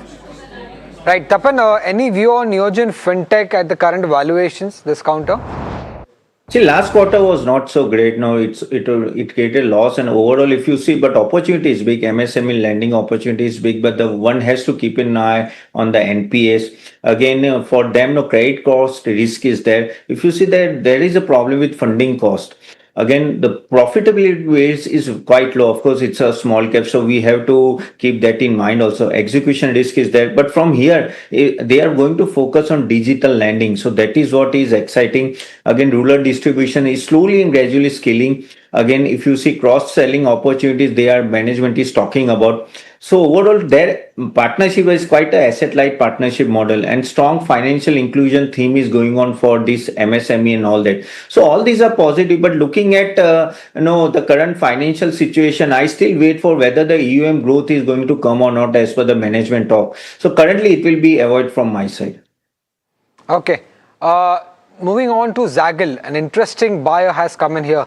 Vijay Kedia has bought stock in this counter. What could have excited him to buy a more stake in this in Zaggle Prepaid? Let's get in Jasmeet to understand more. Well, Samit, thank you for that. We look at this particular counter, quite interesting, must say. If you look at the stock, post the Q1 tanked nearly 20% and hit the lower circuit, and also marked its lowest level since the IPO pricing of 164 rupees. But today in trade, the stock has rallied nearly 10% and showing the overall momentum in terms of the up move coming in on the back of the stake purchase done by the Kedia section, which is owned by Vijay Kedia. Well, Vijay Kedia bought in nearly 20 lakh shares in this particular counter, roughly forming 1.48% stake in the company after the fall of 20% Now, the reasons why the stock fell so much was the Q1 was because of the inflection point the management stated. The overall EBITDA contracted in the Q1 on the back of the increased cost coming from the acquisition. Further, the management was expecting the overall revenue to go up on the back of the acquisition, but the DICE acquisition did not add up well in the Q1 and expected to begin from the Q2 onwards. That's the second reason. While the third reason why the stock didn't perform well was on the back of the change in the overall costing method, where they were earlier capitalizing few of the costs. Now they have moved into P&L, further adding to the overall cost and impacting the EBITDA. While the fourth reason is the increase in the incremental cost, which we are seeing on the back of that increment that the employees got in the Q1, impacting the EBITDA margins. Lastly, the Zaggle money, the acquired entity for the company, has added up new employees, again impacting the employee costs and impacting the margins as well. Now, further, the management has also given out the commentary on the overall performance. They do state that Q1 marks an inflection point for the particular counter, and they also state Zaggle has been profitable over the last 10 years, but from here on they would focus more on consolidation. So we see a shift coming in, given the management has acquiring a lot of entities. That's something to watch out of. How does the Q2 perform from going from here ahead? Right. Tapan, Zaggle Prepaid, big investor, prominent investor, has bought into this counter. But after this up move, do you see more upside left here? Well, of course, no. He's a big investor, so that's why there is a big buzz. But see, last few quarters is not being so great. Again, this sector, there is a lot of competition in this segment. Again, for them, the customer concentration is there. Competition, I think it will intensify in coming time as AI is coming. Also, regulatory changes and all that. See, the only thing is that no, enterprise fintech demand is going to strong in future. Cross-selling may be accelerating for them. Again, we have to see what type of new clients they are winning, because the clients are little bit concentrated. Again, if you see their expense management is scaling. So overall, if you see they are as catering to corporate, we have to see which are the big clients that are coming. Asset light model is that, so not a problem. But looking at the performance, so last few quarters, still I want some performance to come before getting into, just because some big investor is invested. So my take is, no, if someone is having the stock, please hold the stock, not a problem. But new buying, I'll wait for 1 or 2 quarter move. Right. And the last stock that we'll be discussing in small cap buzzers is Excel Industries. That stock has been buzzing in trade. Let's get in Varsha to understand what could be the potential reason behind the today's up move in Excel Industries. Well, if you see, so it has snapped 4-day losing streak, and the downturn that we saw in the last 4 days was because of a weak Q1, I would say. Well, this company is into chemicals, pharma intermediates and environmental products. Onto the Q1, just a glimpse of the Q1, other businesses actually cushion impact. Stronger performance was seen when it comes to other groups which offset the weak agro performance. Contract manufacturing projects supported revenue growth. Higher margin contract manufacturing aided profitability for the company. Product portfolio diversification continued, and that is one of the growth drivers that they have. Contract manufacturing becomes a new growth engine for the company. Completed dedicated manufacturing project to cater a 5-year supply agreement with leading specialty chemical company, and unit can generate almost 35 to 40 crore of annual revenue. New specialty chemical product coming in FY27.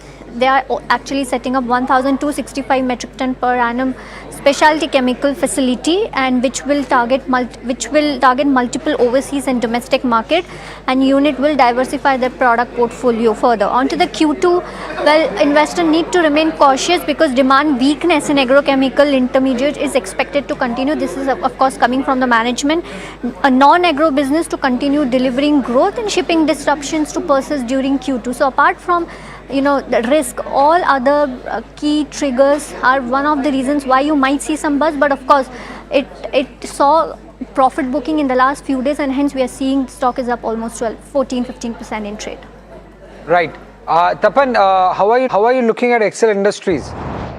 So if you see the chemical demand is slowly and gradually recovery is coming. Of course, the agrochemical cycle is quite weak currently, but hopefully they are going to bring some specialty products now, which will increase their margin and hopefully margin be recovery will be there. Also, if you see for them, the raw material volatility will be there overall, and again, geopolitical crisis, all that will have an impact. But if you see they have a established manufacturing base, again, there is a turnaround potential also. When I see the valuation looks okay to me. So if anyone having this stock, please hold this stock. Right. Well, thank you, Tapan. Thank you for joining us and giving us your perspectives on the stock that were discussed on the show today. Well, with that, it's a wrap on this edition of Small Cap Buzzers. Stay tuned and keep watching NDTV Profit.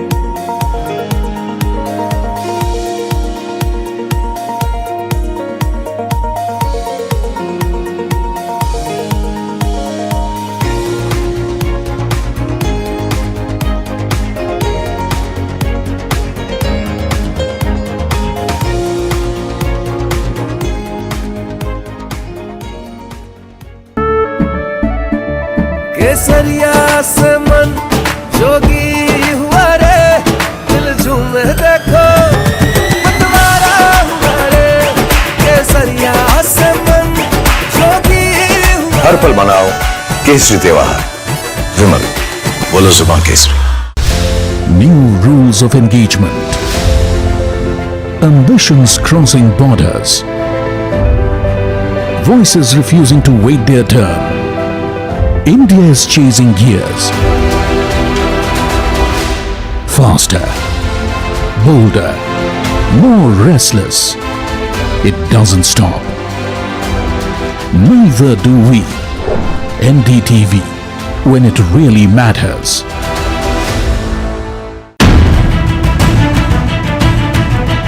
A new Nepal, new possibilities. A new opportunity for regional cooperation. NDTV World brings together the voices defining the next chapter of India-Nepal relations. Nepal's Foreign Minister, Shishir Khanal, Finance Minister, Dr. Swarnim Wagle, Dr. Sashi Tharoor, actor Manisha Koirala, and Dr. Ram Madhav. Diplomacy, commerce, security, infrastructure, tourism, soft power. NDTV Anviksha, ideas across borders. The Nepal Dialogue, 27th August, Kathmandu, Nepal. 3 decades of watching the world change.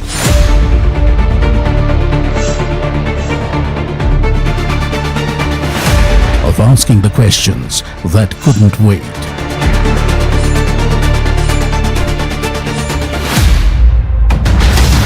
Of telling the stories that couldn't be ignored. Of holding the line when it mattered most.